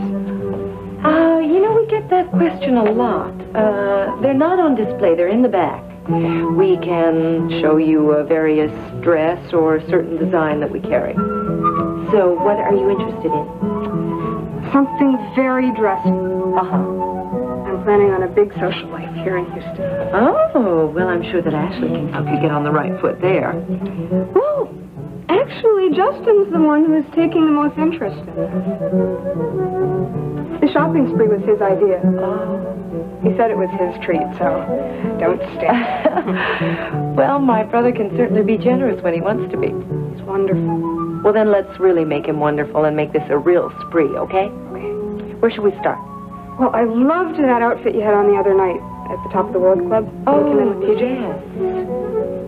Yes, there are a couple of other dresses from that collection that I think might suit you nicely. How long have you known TJ? Not long. Why? I don't know. He seems like a really nice guy. I think it's really civilized the way that he and Justin are able to work together so well. I mean, especially after what Ashley and TJ had in college.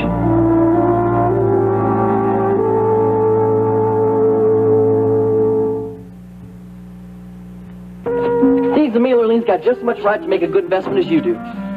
Yeah, only I lost my chance at that investment because I got stabbed in the back by my very own brother. Now, how do you figure that? You knew I was planning on setting up a partnership with Lurleen, Billy Joe. It would have been a fair and an equitable arrangement, except you had to go stick your nose in and ruin everything. Yeah, well, that's just how was this fair and equitable arrangement of yours going to work, Ruby, huh? Seems to me like you're going to do the good old Ruby Right Fast Shuffle. What do you mean by that? If Lurleen was going to put up all the money, what were you planning on bringing into this little partnership, huh? I was going to bring in some cash, but mostly I was going to contribute my experience. Your experience? Yeah, Billy Joe, that's how a lot of partnerships are formed. One person lays out the money, the other person puts in the know-how. Ruby, you can still put in the know-how. You know, you still would have gotten in trouble. You know that, don't you? Oh, I know. Now I'm just an employee. I might as well be an accountant. Accountants make good money. Partners make 50%. I'm sorry about that. You're not sorry, Billy Joe. You're real proud of yourself. You think it's pretty cute that you cut me out of this deal, but I'm not going to forget it. You want half of this? Keep it. The next time I go after 50% of something, it's going to be more than your ham sandwich.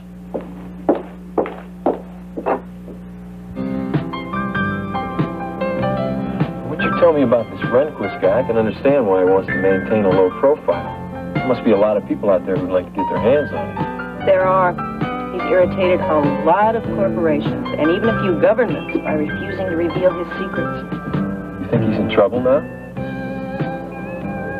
Yeah, that's why I decided to track down that Indian word that he kept repeating when he was delirious. Haitopa. Thanks to you, I now know that it means place of the great fire, and I know where it is. Did you ask him about Haitopa when he regained consciousness? Yeah, and he denied he'd ever heard of it. Well, then you're really lucky that my friends and I went backpacking in the Nueces River area. Yep. Now I know that Haitopa is more than a word, it's a canyon. I know where it is. Place of the Great Fire. What do you suppose that means? I don't know. I intend to find out. Maybe you're blowing this all out of proportion. No. No, if Miles is hiding something, it's important. You sure about that? There's something in that canyon that's protected. Something he doesn't want to fall into the wrong hands. Maybe you ought to just respect his wishes and stay out of it. No, there's a mystery at Haitopa, and I intend to get to the bottom of it. You can't tackle this alone. Looks like Nick and Nora Charles are at it again. Yeah, Decker, you're gonna make some thin man. You know, there's something that surprises me. Like what? Well, you're just so down today, hon. Justin just pulled off this big deal at Ace High. Right. You thought that everything at Marshall Oil ought to be coming up roses. Yeah. Well, it should be. It would be. Justin would use a little more moderation. Why, what's he done now? It's the way he's dealing with Allison. I think he's treating her rather nicely. She was here earlier this afternoon. She picked out some lovely things. She did what? You mean you didn't know? No, I didn't know. Oh, Ashley, I'm sorry. I just assumed that when she said it was Justin's treat that you... Now, see, that's what I'm talking about. He is driving me crazy with her. Anything that Allison wants, Allison gets. Anything that Allison says, oh, that's just fine with Justin. Do you know that she has applied for a job at World Oil? Oh, now, Ashley, I know you want to work... Justin doesn't care. I warned him about Rena being there. I said, can you imagine what a cat like Rena can do with an impressionable little mouth like Allison? Well, I would hardly he just laughs it off. And then he sends her down to page 1 to buy anything that she likes. Now, Ashley, we have to keep this in perspective. Yeah, my husband. Last of the big-time spenders.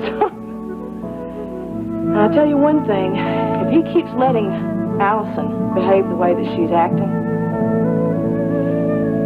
the Marshalls are in for some big trouble. Big trouble.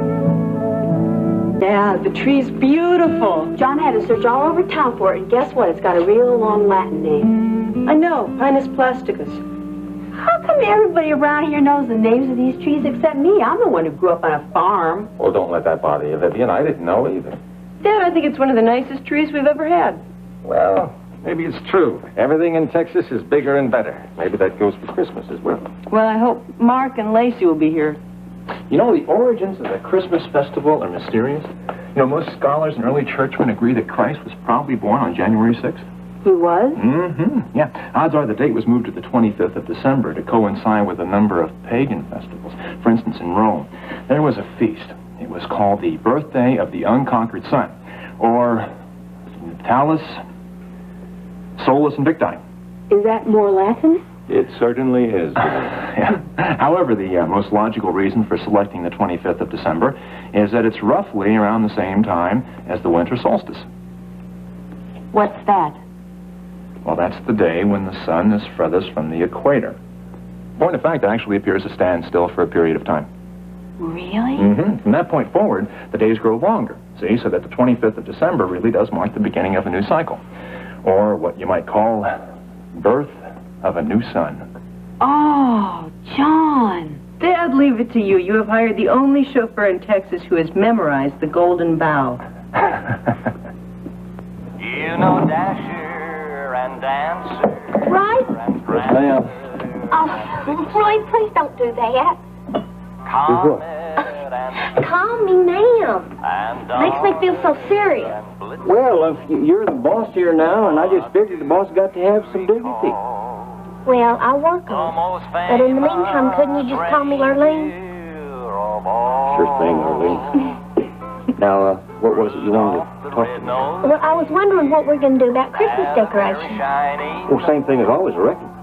Well, what's that? It's almost here. Well, we got a couple boxes of stuff tucked away in the storage closet back there somewhere, and, I don't know how much that survived after that, little dust-up we had last New Year's Eve. Was there trouble? On New Year's Eve? Shoot, there's always trouble. Only last year was kind of special. Some of the good old boys from the post office got a little loaded and decided to shoot up our plastic reindeer. With real guns? Oh, heck no. They used the light bulbs from the Christmas wreath. Crazy. I made a real mess of it. Well, yeah, I guess it would. Look, you want me to pull that stuff out now? You might as well. Oh, Roy. You've been here a while, haven't you? Yes. Yes, I have. Well, if you don't mind, I'd like to rely on you for a lot of advice. That'd be a real pleasure for me.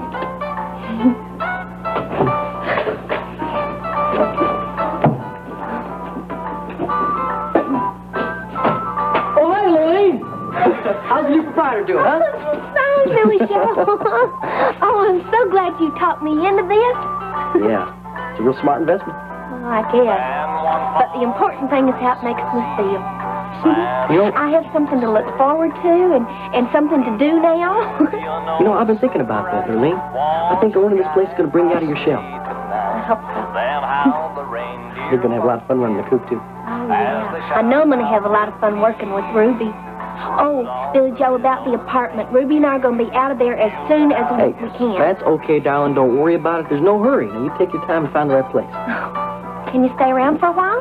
I wish I could, but I got to get over to the studio. Oh, that's too bad. Because Roy just went to get the Christmas stuff, and as soon as Ruby gets back, I want to ask her to help me decorate this place from top to bottom.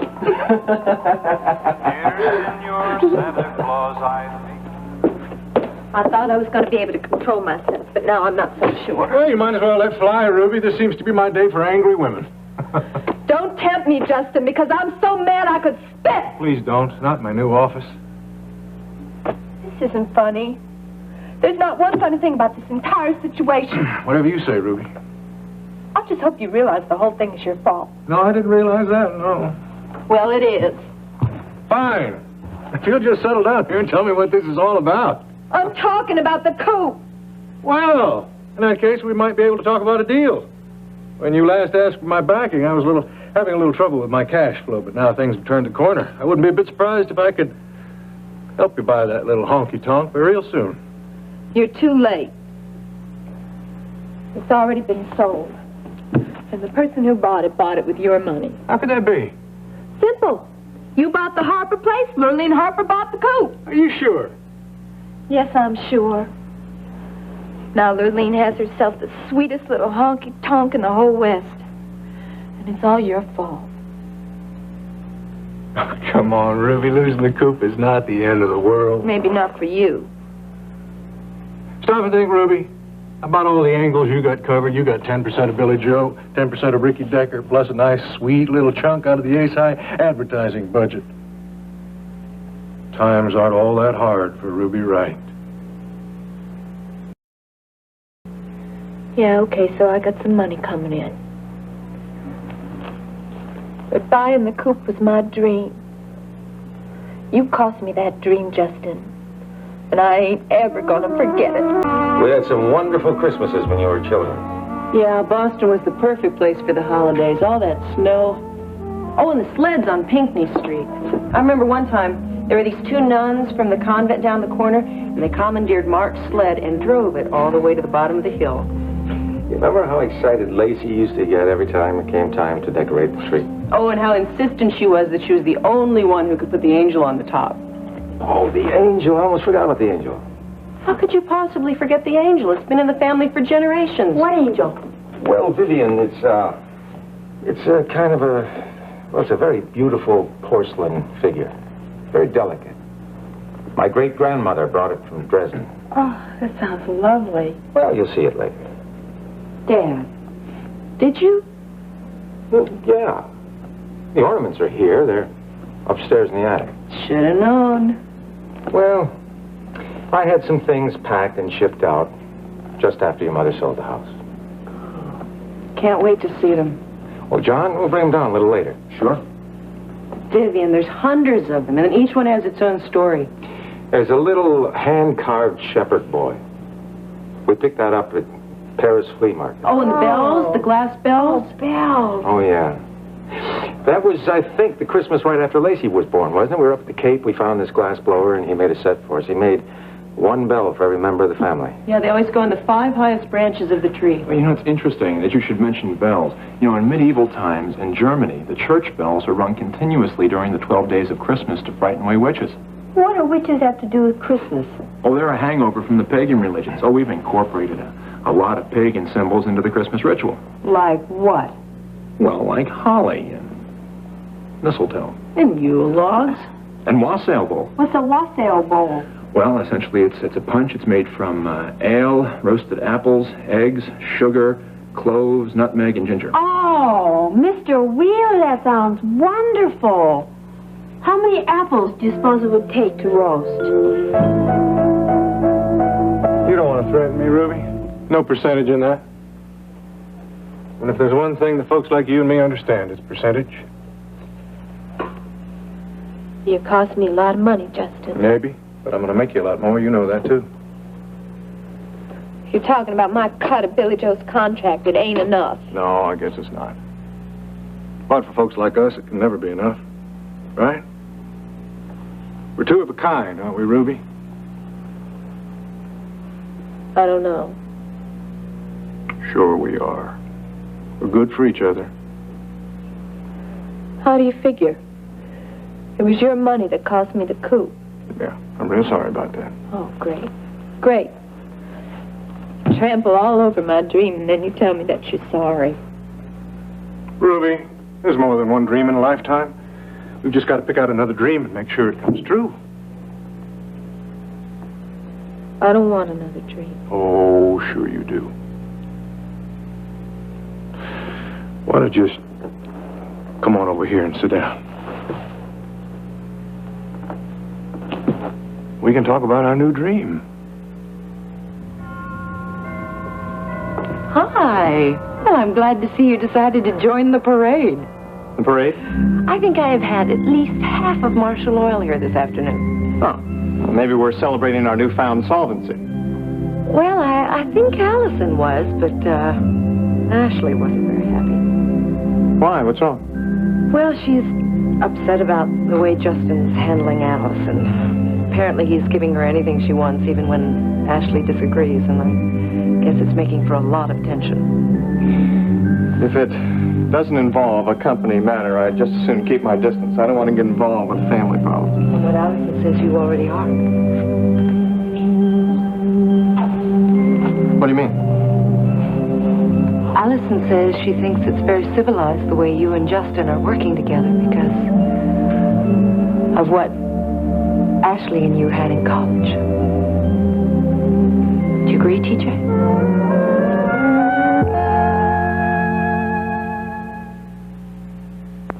In town, he's a stable boy. The sparks were bound to fly. I'm a better writer than you'll ever be. Peter Shea is one of the most obnoxious jerks in the entire world. But their bickering stops when the sparks ignite a romance.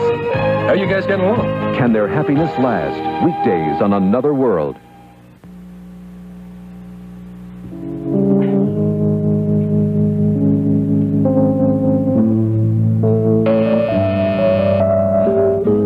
Just a minute.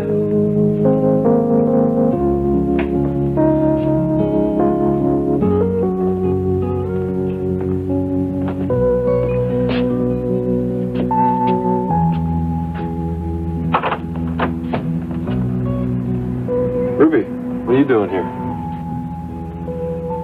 I'm kind of at loose ends. I'm looking for a friendly face. Can I come in? Sure.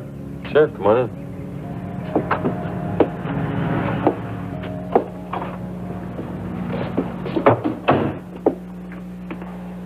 It's kind of funny being here like this.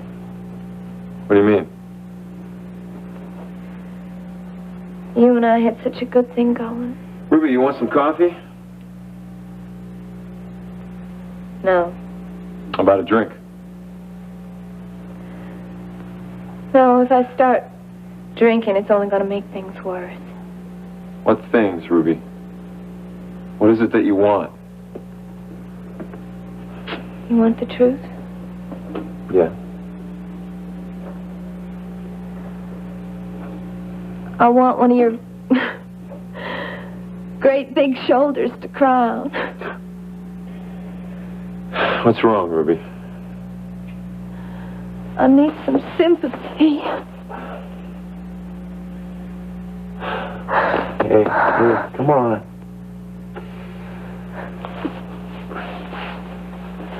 Nothing can be that bad, Ruby.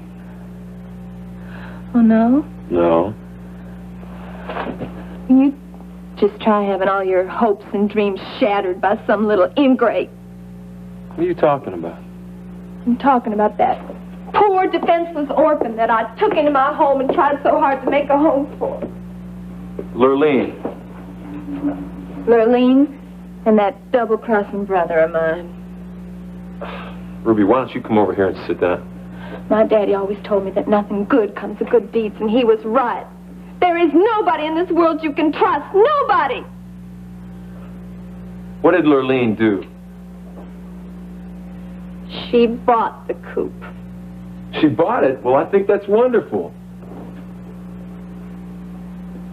Wonderful? Yeah, it's a perfect way for Lurleen to open up. Yeah, and it's the perfect way to shoot me down. You knew how much I wanted that place. Yes, I did. But you've got lots of other irons in the fire. You got me and you got Billy Joe. Yeah, and both of you are on Lurleen's side. No, we're not. Ruby, you've got push and you got drive. You can have any kind of future you want. You don't need the coop. And Lurleen does. Yeah, I think she does.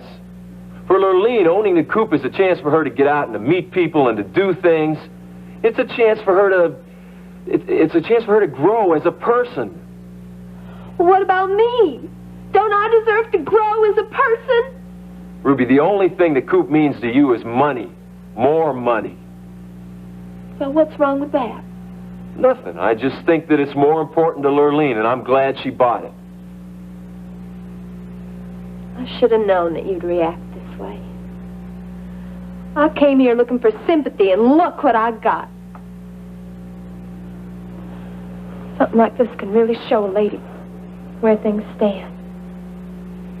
At least now I got a pretty good idea of who my real friends are.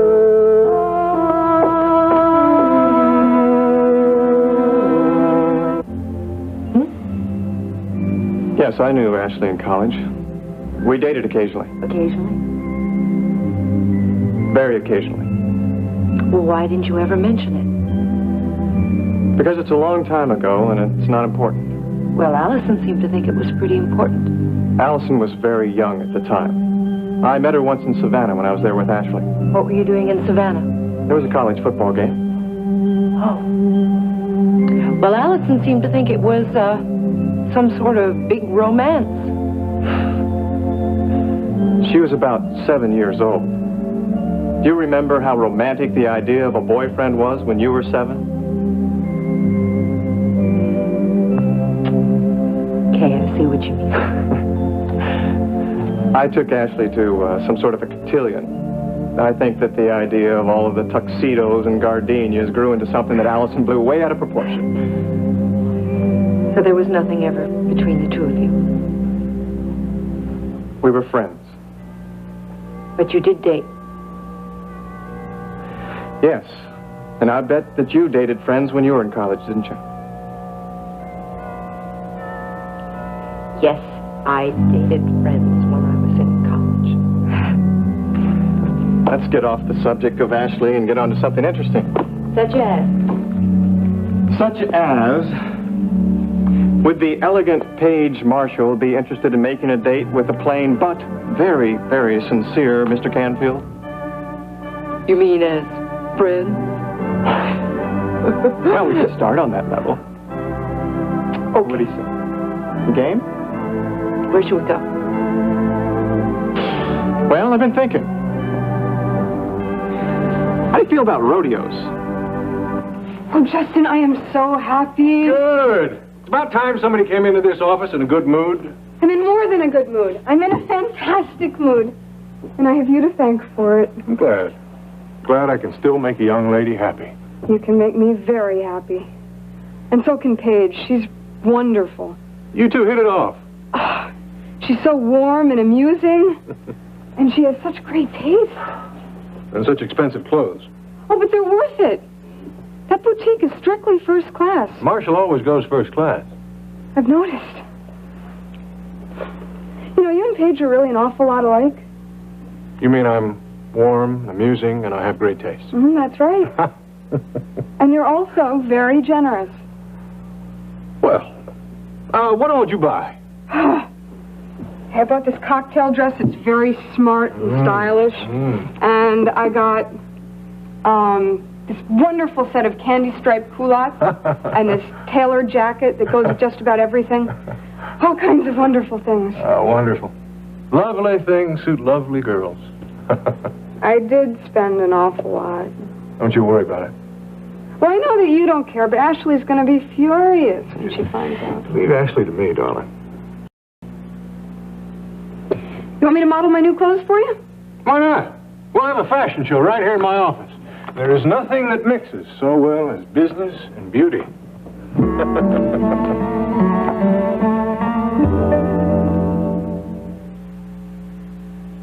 Faster, Rosie. I'm double parked. Oops. That's your second violation. Get something fast. Here, Bounty Star. With any luck at all, Lacey and Mark will be here, and then the tree trimming will be a real family event. You know, the first Christmas tree we know about was used in Riga in 1510. Really? Oh, yeah. According to the chronicles, the event took place every Christmas Eve. Members of the local merchant guild would get... Which merchants? I'm not sure. The chronicles are a little vague on that.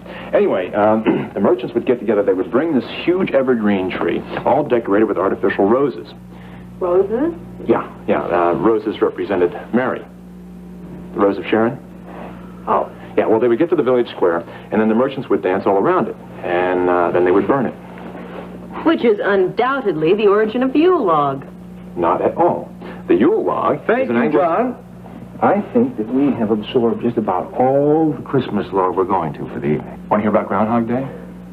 Well, why don't you save that for Christmas Day? And then Lacey and Mark can share in your fount of knowledge. I hope so, Dad. I really do.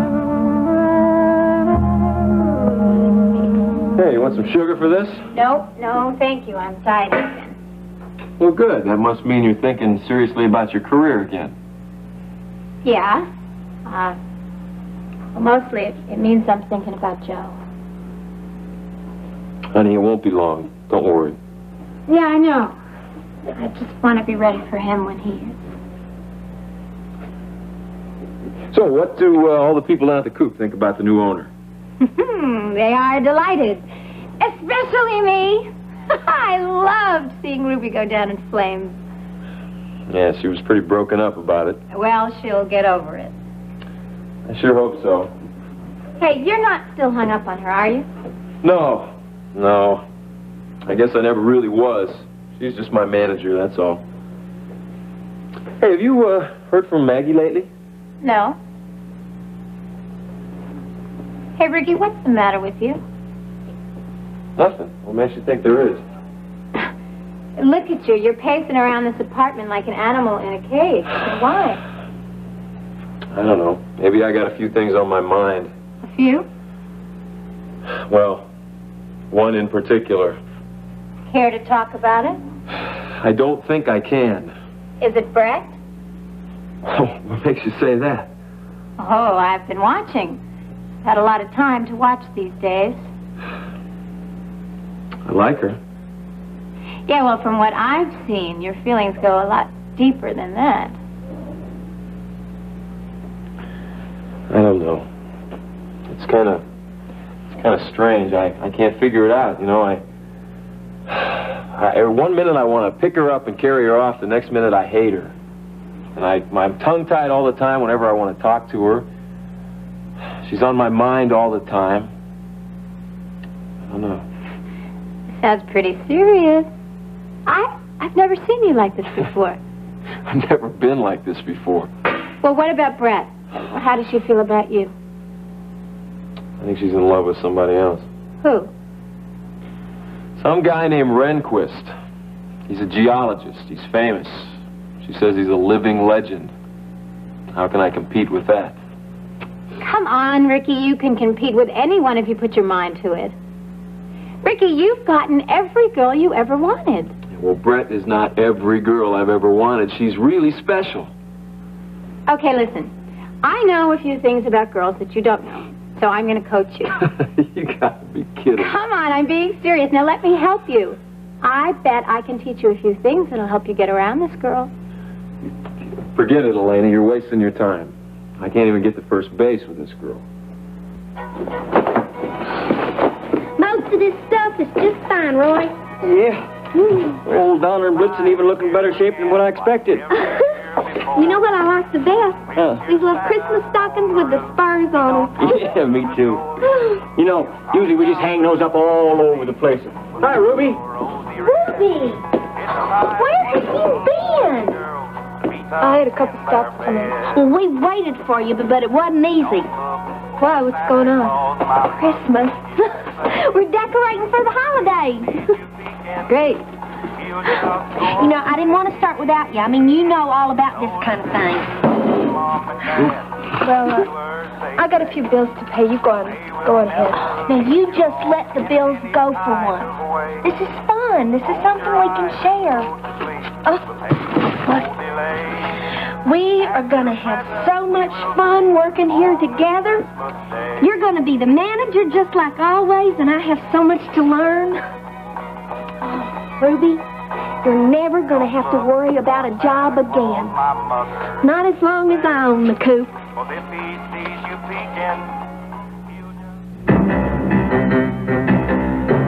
Stay tuned. Texas will be right back.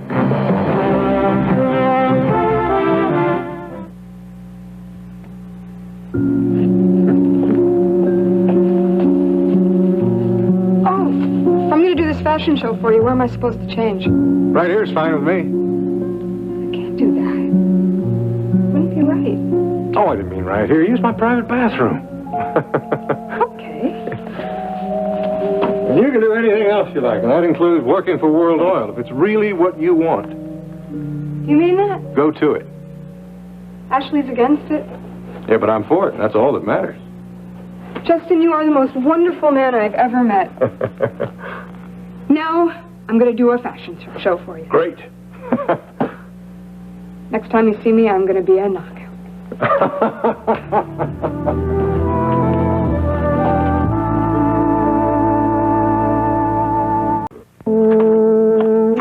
Justin, do you need me later on this morning? I always need you, darling. Oh, you do? Oh, I need to go Christmas shopping. Oh, good. And I'm going to have lunch with Paige. And what do you think about inviting her to have Christmas with us? It's a great idea. You really think so? Sure I do. It's been too long since Paige and I spent the holidays together. That's what I thought, too. Justin, I'm so excited. It's our first Christmas together. I know exactly how I am going to spend my Christmas Eve. Oh, you do? Oh, Justin. I do. You know, with Gregory and Allison there, it's really going to be like a family. You sure do know how to ruin the moment, don't you? What did I do wrong? Every time I think of Gregory... Actually, I want my own son. You will. You will soon. I hope so. Justin, please, in the meantime, try to get along with Gregory. I'm trying. He's only a little boy. He's 10 years old. He's been through so much. I know that. And I'm sorry. I just wish there's some way we could pawn him off on one of your relatives. Well, you seem to be forgetting one little thing, Justin. What's that, darling? The will stipulates that I raise him. That's why I got the $40 million. The $40 million is why you got Ace High. Okay. It secured the loan. You know, you really make me angry sometimes, Justin. Why is that, darling? The way you treat Gregory. I'll try to treat him better. He's been through so much. It's not anything to take lightly. I don't know why you can't understand that. I do. Well, good. Because he's here, Justin. He's here to stay. And you better get used to it.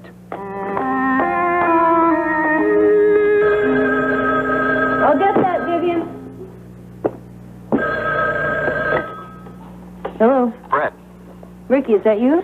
Yeah, did you find out anything more about High Toe Pa? No, and I have been reading till my eyes water. There's no mention of it anyplace? No, nothing. It's like the place doesn't exist. Yeah, well, it exists. I've been there. Why can't I find anything out about it? You know how long I've been at this?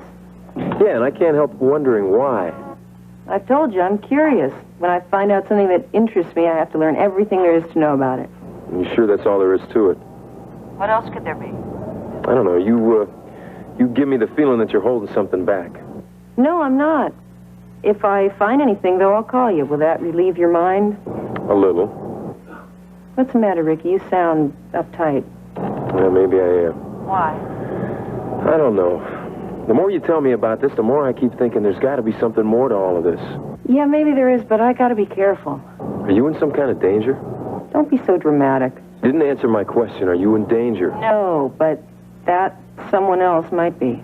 Hey, don't push me on this. I have to be secretive. You should understand that. Yeah, for now, that's all I can tell you. Maybe more later. Look, I'll expect a call from you if you learn anything. Sounds like an order. That's exactly what it is. And if I don't call? I'm going to make your life miserable until you level with me. Okay, I'll call, I promise. I'll talk to you later. Bye-bye. Well, good morning, Dad. What's all this about a secret?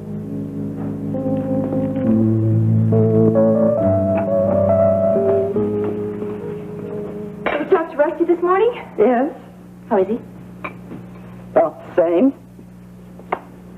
How's that new ranch hand working out? Fine. All right, Kate. What's wrong? I think you know. No, I don't. You've hardly spoken to me all morning. I don't like what's happening between you and Miles Rehnquist. There is nothing happening. And I don't like your accusations. You asked. I'm a grown woman, Kate. I don't need you to tell me how to lead my life. Well, what are you doing here? I want to show you something. What? This? What is it? A cabin. Well, I can see it's a cabin. It looks like a cabin. That's what it You'd is. love it, Paige. It's so quiet, peaceful. There's no one around for miles. Yeah? It's got these big beam ceilings, a huge stone fireplace, and a great view of the lake. Sounds wonderful. It is. Can't you picture yourself lying in front of a blazing fire, having a brandy, soft music in the background? Oh, you paint a very pretty picture, Mr. Canfield. Do I? Yes, you do. Now, what is this all about, huh? I rented the cabin, Paige. I want us to spend Christmas there together. Oh, TJ. Look, here in Houston, we never have a chance to be alone. It's always oil companies and boutiques and other people getting in the way. It's never just us. It's very tempting. Good. And it's settled. You and I will spend Christmas together at the cabin. No, I can't. Well, why not? Because I'm going to ask Ashley and Justin to spend the day with me. That'll be a lot more fun at the cabin. Oh, I'm sure it would be. But please try to understand. You see, Justin and I haven't been as close as we should be, and now that we are, I really have to spend the day with my brother and his family.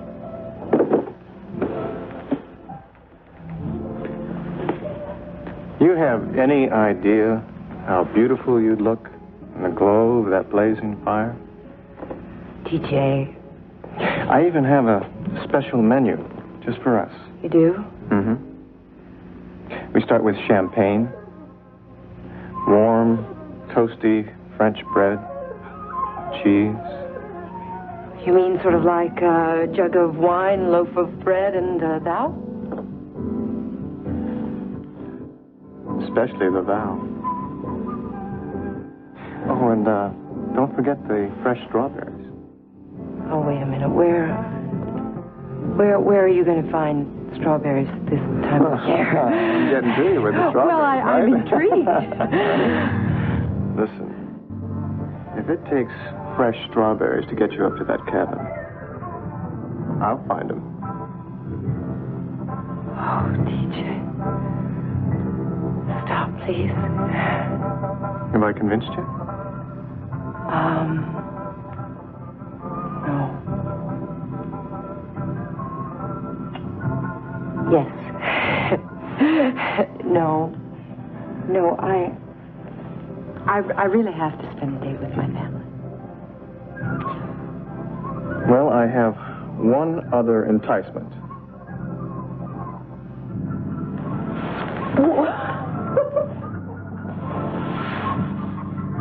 Secret? What are you talking about? I heard you say something about having to be secretive. Dad, it's not like you to eavesdrop. I wasn't eavesdropping. I was walking down the stairs and you weren't whispering. Well, don't sneak around. Make some noise. Let people know you're here. Oh, fine, fine. I shall sing the chorus of the Yellow Rose of Texas wherever I walk. That's better. What's the secret? You don't give up, do you? No. You know, I think Vivian's right. That tree looks a lot better there. Are you going to tell me? Can't. Why? Wouldn't be a secret anymore. Well, I see your point, but I don't want this to become a habit. What? We never had secrets before, and I don't want to start now. Okay, Dad, you win. I was talking about your Christmas present. Are you satisfied? Well, why didn't you say so in the first place? Well, unless you want me to tell you what your present is. No. I want that to be a secret. Thought you'd see it my way. Where are you going? Marshall Ranch. You spend an awful lot of time out there, aren't you? Yeah, for a geologist, it's a fascinating place. Lots I can learn out there. Well, give my regards to Ginny and to Kate. I sure will. No, wait a minute. Your silence has intrigued me about this secret. Good. I certainly hope it's worth this build-up. Oh, it is. It's going to knock your socks off. I can hardly wait. I'll see you tonight. Okay. Dad? Hmm? You're right. Never been able to keep a secret from you. Well, you're doing a pretty good job of it right now. Well, I'm going to tell you what your Christmas present is. No. I can wait until Christmas morning. It's a machine that pits olives. An olive pitter? It's even got a little attachment for stuffing your pimentos. You're going to love it.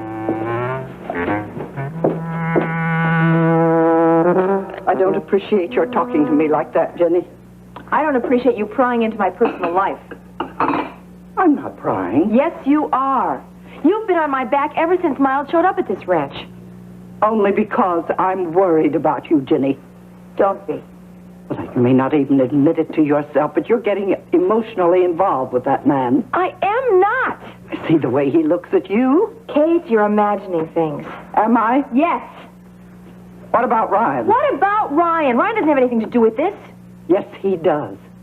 How do you think he'd feel if he knew? Miles has been injured. He needs somebody to take care of him. Well, but you don't have to be the one to do that. You should be spending your time with Steve, and not this mystery man. I don't need you to tell me how to raise my son. Well, from the way you're behaving, I think you do. You stay out of this, Kate. I don't need your advice about Steve or Ryan or Miles.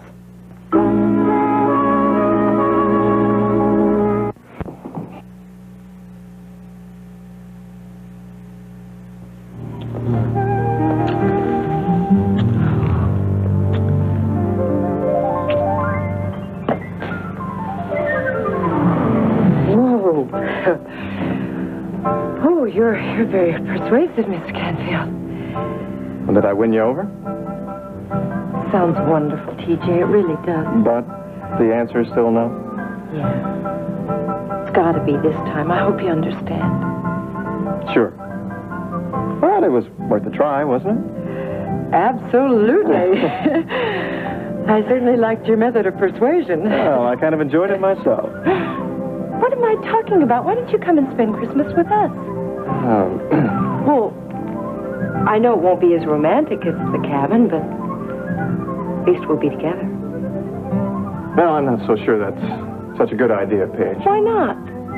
Well, like you say, Christmas is for families. I'm not family. Yeah, but you're going to be alone. Well, I'll manage. Oh, come on, TJ. Spend Christmas with me. I'd really like it.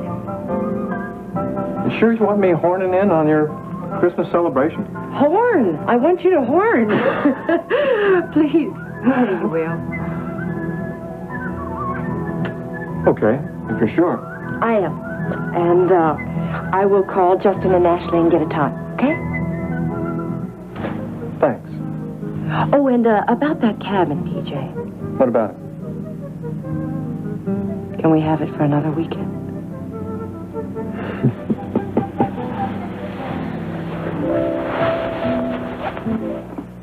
Made you some homemade biscuits and jam. You didn't have to do that. Have to eat, don't you? I'm managing. Is there anything else you need? No, thank you. What is it, Jenny? What's what? You're very tense. What's wrong? Nothing. Don't give me nothing. Something's upset you. It's Kate. What about her? She has this crazy idea about... It's about me, isn't it? She thinks I'm spending too much time with you. Is that what you think? No! I don't know. You know what Kate's afraid of, don't you?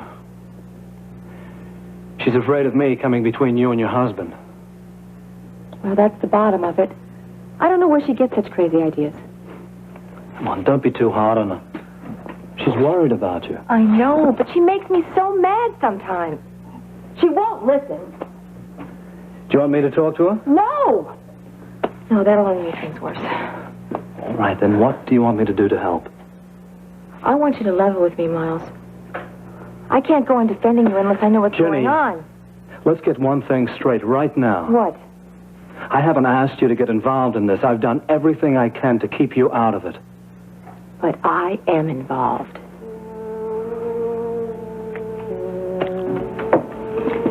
I'm not going anywhere until you tell me what's going on.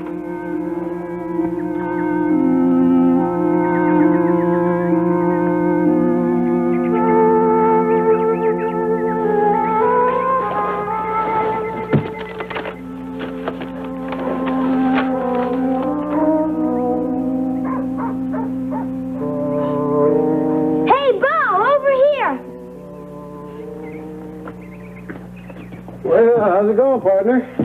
Pretty good. How do you like working here? Oh, I like it just fine. Say, are you doing anything special right now? No, why? Well, I was kind of hoping you might be able to help me out. How? Your grandma's a real nice lady, and I'd really like to do a good job for her, but I'm new here, and I don't really know the ranch that well yet. I know everything about the ranch. Well, that's what I figured. I bet you even know everything that Rusty used to do. Sure, I used to help him all the time. Is that a fact? I could help you, too. If you want. I do. That'd be just fine. You know, sometimes coming to a new place, it's kind of hard making new friends. I even wish that you just had somebody to talk to sometimes. You could talk to me, if you want. I just might take you up on that, partner. Let's say we become buddies. I'd like that. All right, then. Buddies.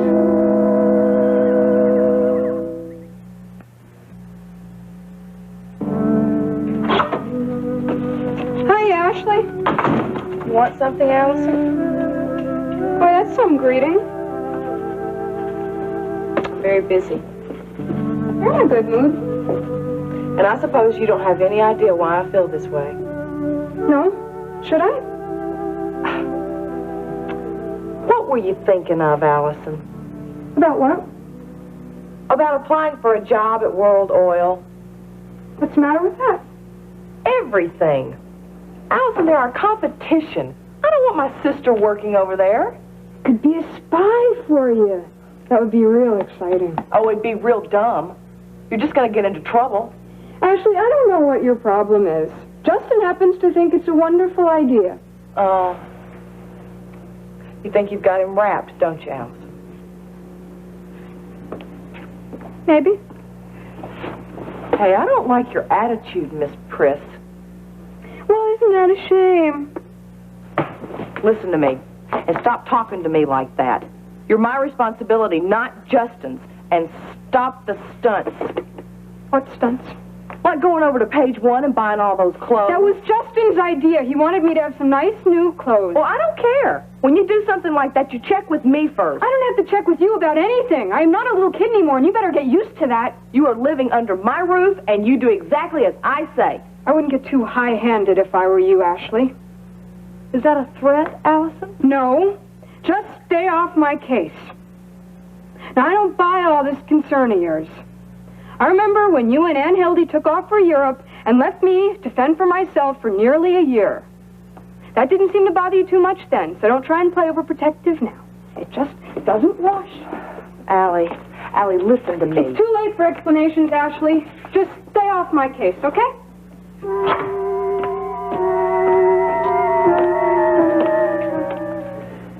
All right, Jenny.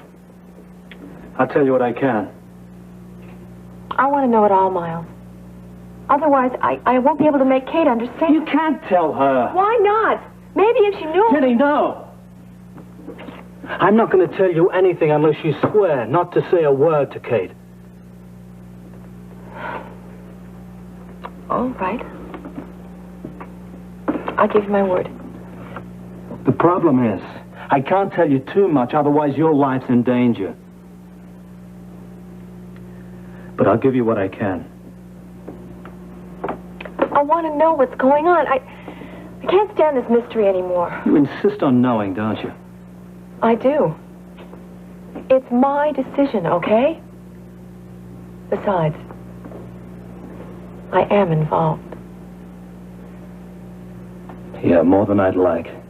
Then tell me the rest of it. It certainly can't be as bad as what I'm imagining. It is, Jenny. Aren't you exaggerating? No, I'm not. Are you going to tell me? My life is in danger. The threat comes from Houston. That's where the power behind the plot is. What plot? I can't tell you that. Outside of the fact that my life is in danger, it's a horrible threat to Houston, too. What do you mean? I mean that millions of people's lives are at stake. Miles? Jenny, the danger is very real. What is the danger? I can't get more specific. If you know too much, then you're in danger. It's me they're after. And if they get hold of me, it means death to millions of innocent people. What is this all about? No, Jenny, I'm not going to tell you. Please. No, I've told you the truth. You've got to believe me when I say millions of people will die.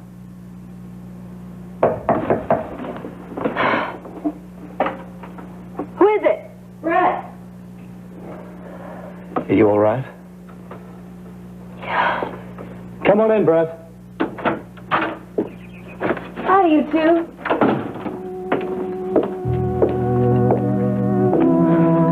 Something wrong? Oh, howdy, Miss Marshall. Oh, hello there, Bo. How you doing? I'm doing just fine, ma'am. My, that's an awfully nice quilt you're working on. It's a Christmas present from my neighbors, Judy and Dal. You know, Bo, you've been a godsend out here. I don't know what I'd have done without you. Oh, thank you, ma'am. That's awful good to hear. Got a little confession to make, though. I had some help. From whom? That fine grandson of yours. He's been helping me out a lot. Oh, he's a nice boy. I'd say that even though he is one of my own. You won't get an argument out of me on that. Well, do you have any special chores that need doing? Well, I can't think of anything unless you could figure out some way to get that electrician here. He was supposed to be out here yesterday. What's the problem? Well, I'm just worried sick about the wiring down at the stable. You know, Steve loves playing down there, and well, I just can't help thinking, what if it had been Steve? Well, I guess I know a considerable bit about wiring. Used to make my living as an electrician. Why'd you give it up? The money's a lot better than being a ranch hand. That is a fact, ma'am. But I'll tell you the truth, Mrs. Marshall. I like the outdoors too much to stay trapped inside all day. I don't know if that makes sense to anybody else but me. It makes good sense. I feel the same way. Would you like me to take a look at that wiring? You wouldn't mind? Oh, heck no. I'll get right on it. As a matter of fact, if there's anything else that down there needs fixing, I'll take care of that, too. There's no sense paying an electrician those fancy prices they get these days. Well, I want you to know I appreciate that. It's my pleasure, ma'am. Enjoying that brand new family of yours, isn't it? It's taken getting some used to. Well, that's only natural, don't you think?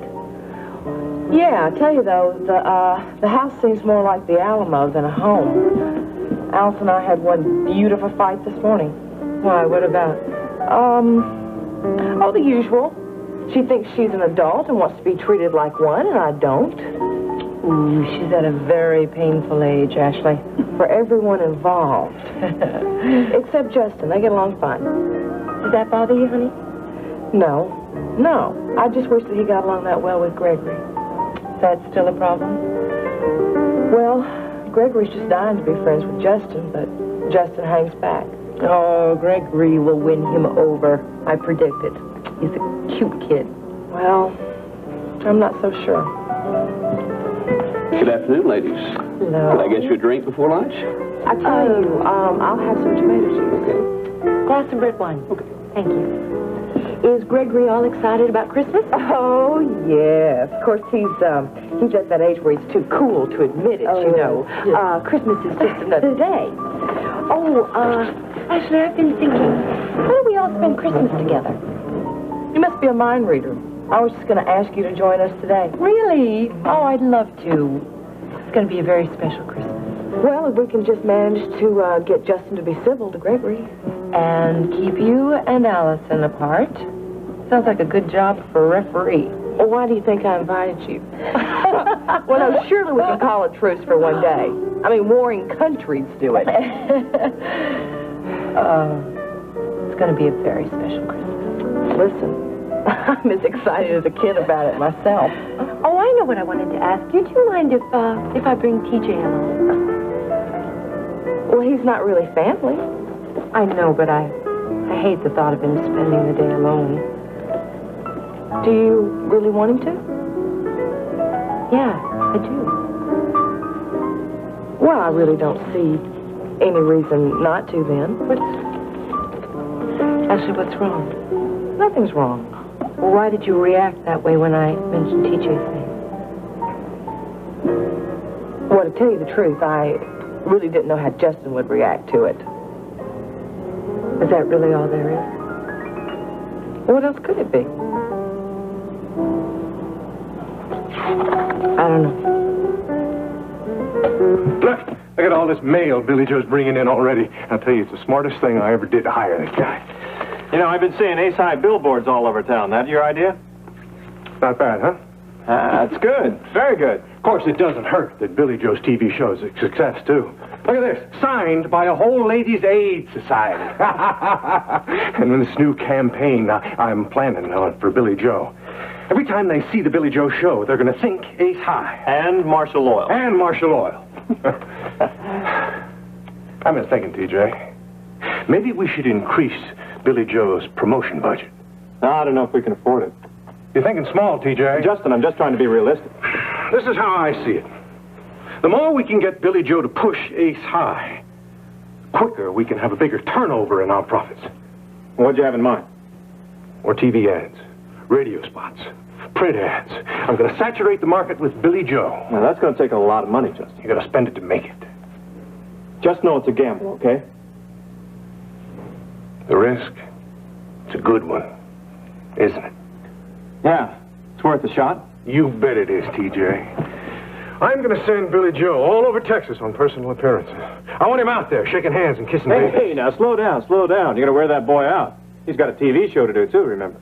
I'm paying him a very handsome salary, TJ. I'm going to squeeze every ounce of energy out of Billy Joe. I'm going to run his legs off. Did I come at a bad time? No, everything is fine. Are you sure? Because you seem a little uptight. No, we just had to talk. Jenny and I'm sure were just startled when we heard the door knock. But everything's okay. Everything's fine. What brings you here, Brett? Hi, Topaz. What? Isn't that the word that you were asking me about the other day? Yes, I did some research, and I found out that it's from an ancient Indian Lipan tongue. It means place of the great fire. And I found out that it's located in an unexplored canyon region. Sounds like you've been very busy. Yeah, well, I get a little obsessive sometimes. How did you find all of this out? Well, a friend of mine knew what the word meant, and then we spent hours poring over the maps at World Oil, and finally we found it. Who's your friend? Ricky Decker. He knows a lot about that area. Well, it sounds like you don't need my help. Well, I was wondering if you'd remembered anything else about Haitopa. Brett, I've already told you. I've never heard the word You before. must have, because you kept repeating it the night you got here. Well, maybe I didn't say Haitopa. Well, Ginny says you did. Well, maybe I said something else. That is possible, isn't it, Ginny? Sure. Yeah. Ginny, you seem so positive. Well, so much was happening that night. Look, Brett, Maybe it wasn't it could have been another Indian word. I know so many of them. I bet I know what it was. What? Haitona. What's that mean? It means the fierce storm. I mean, that makes sense, doesn't it? Considering what the weather was like that night? Ginny, could that have been it? Haitona, Haitopa. Sure, I guess. It could have been, yes. I can't believe this. What? Are you telling me I spent all this time in a wild goose chase? Well, it kind of looks that way, doesn't it? Well, I guess I've added 2 new words to my vocabulary. Haitopa and Haitona.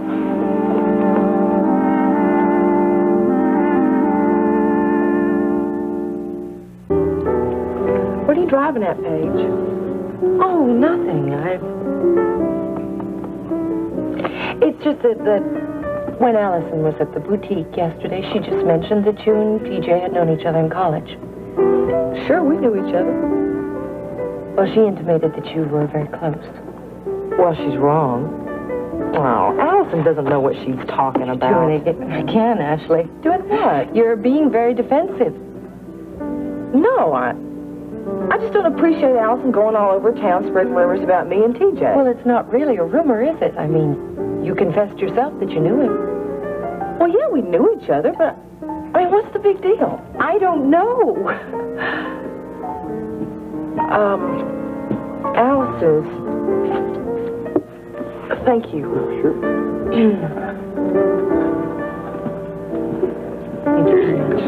You ready to order now? Well, why don't you give us a minute?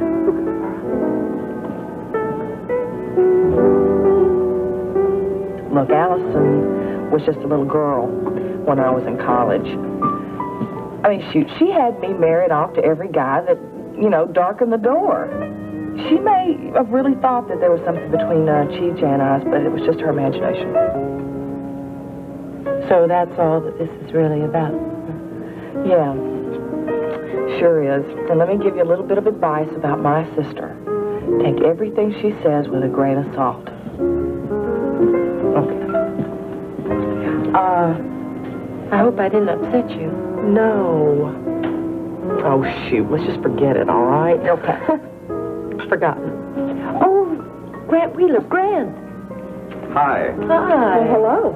Would you join us? Oh, I have an appointment, but I would like to join you for a few moments. Well, good. The competition's having a get-together. Oh, I don't mind. Not when the competition is so lovely. Oh, you know what? Excuse me. I just forgot. I'll need it. I'll be right back. I'm glad we've got this opportunity to talk.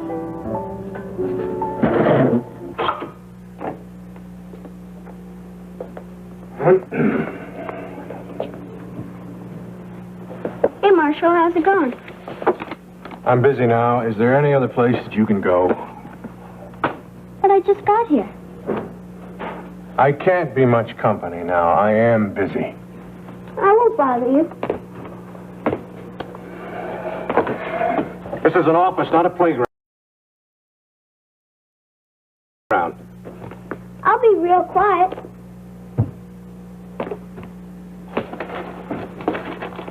Here. Buy yourself a candy bar. $5 candy bar? Well, then make it a box of candy bars. Candy's not good for me.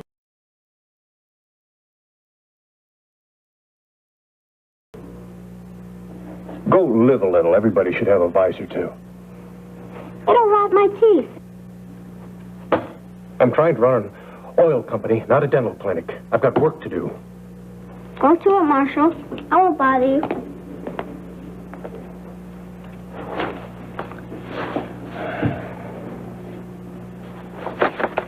You stop that. Stop what? Stop looking around. You can't hear me look around. I know, but I can feel it, and it's very disconcerting. Will it help if I close my eyes? I don't think so. Why don't you like me?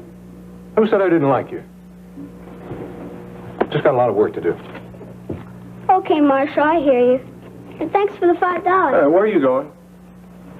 Do you care? Don't answer my question with another question. I asked you where you're going. I was thinking, there are a lot of poor kids who aren't going to have a very good Christmas. I'm going to buy a present and donate it to a poor family.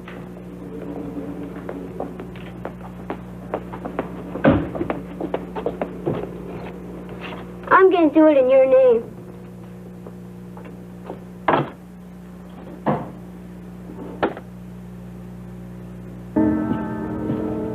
What do you want to talk about? Oh, a couple of things. What? Well, first of all, I'd like to tell you how sorry I was to hear about your aunt. Thank you. And secondly, I'd like to congratulate you. On what? For beating World Oil out of the Ace High station. You don't mind? Well, of course I might. I wanted them for us, but you got them fair and square. You're really not angry. Well, I think that makes you a formidable adversary. That puts us on our toes, and I think that's exactly what you and Justin are going to do. You kind of surprised me. Why? Well, I just didn't think that competitors were supposed to be so friendly. We are professionals, aren't we? Of course. And the way that you handled that Ace High deal, I think that you're going to be stiffer competition than I anticipated. I sure hope so. Also, I think it was very clever of you to snap up T.J. Canfield. He's a good man. A little friendly advice from the competition. Sure. Don't snap up my sister Allison. I was kind of surprised that she came to World Oil looking for a job. Believe me, I had no idea that she had applied. Well, that takes guts. Kind of like that. Oh, well, she's got some crazy ideas. Ashley, I have 2 daughters. I think that may be a little strong a word. I think I know what you're talking about. Listen, she's enough trouble without going to work for the competition. Why, is there a problem? Can I help? Don't hire. Well, if her application is down in personnel, I usually don't involve myself in that. Don't worry about it, Ashley. She may not even follow it through. And if she does, there may not even be a job for her. Hope not. Ashley, from my experience, when you deal with young people, if you try to rein them in, they're going to rebel. They're going to do whatever they want to do. Just let it lead wherever it will. I guess you're right.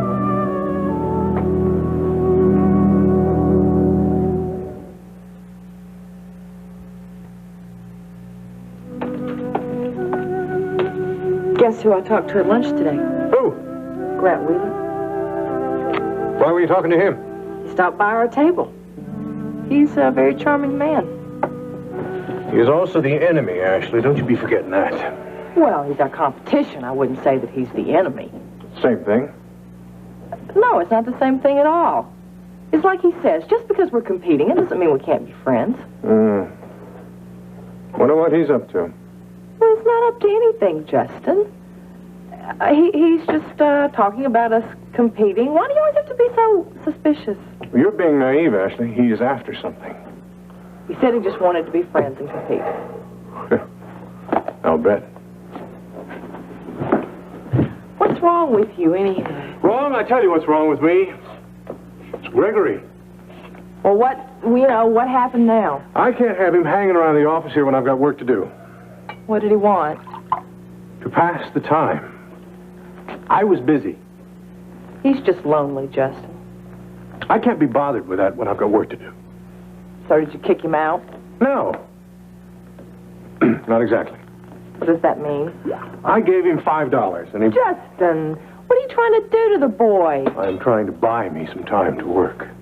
Well, where did he go? I don't know. Justin? I can tell you what he said he was going to do. I'm listening. He said he was going to use the money to buy some poor child a Christmas present. And he meant it. Isn't that sweet? He also said that he was going to donate it in my name.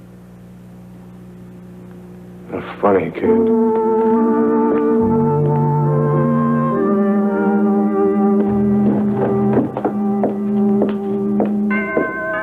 I'll get that, Vivian. You found something? Yeah, I sure did. Well, tell me. I'm a little embarrassed. You embarrassed? Why? I owe you an apology. Me? You. Why? Well, I wasted a lot of your time with this high-topaz business, and I'm sorry. What are you talking about? You're not going to believe this. Try me. I've been looking for the wrong word. What? Yeah, I was looking for high-to-pa, and the word I was supposed to be looking for was high-to-na. High-to-pa, high-to-na. Yeah, they do sound a lot alike. Yeah, except high-to-na means fierce storm. So what are you saying? I'm saying we've been on a wild goose chase. You're doing it again. What? You're hiding something from me. No, I'm not. Yes, you are, but I'm not going to buy it. Ricky, I'm telling you the truth. I made a mistake. Okay. No, it's not okay. I'm telling you the truth, and you don't believe me, do you? Not for 1 minute, but that's okay, Brett. I'm sure you have a reason for keeping it a secret. Ricky, look. Relax, Brett. I still like you. I'll see you later.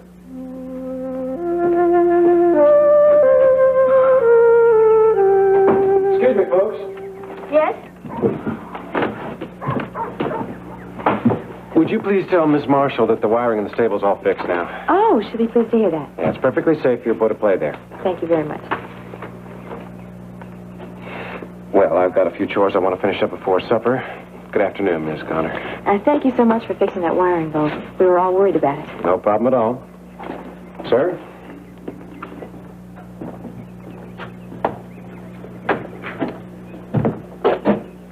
Who is he? Your ranch hand. He's taking Rusty's place.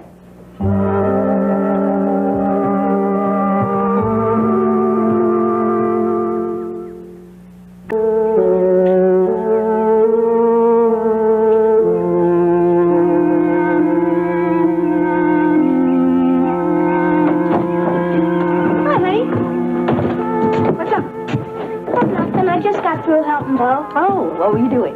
We're feeding the horses. Wow, you really like him, don't you? He's neat. Me and him are going to be friends. Oh, I'm really glad you're getting along. I think I'll go look for him. He told me sometimes he gets real lonely.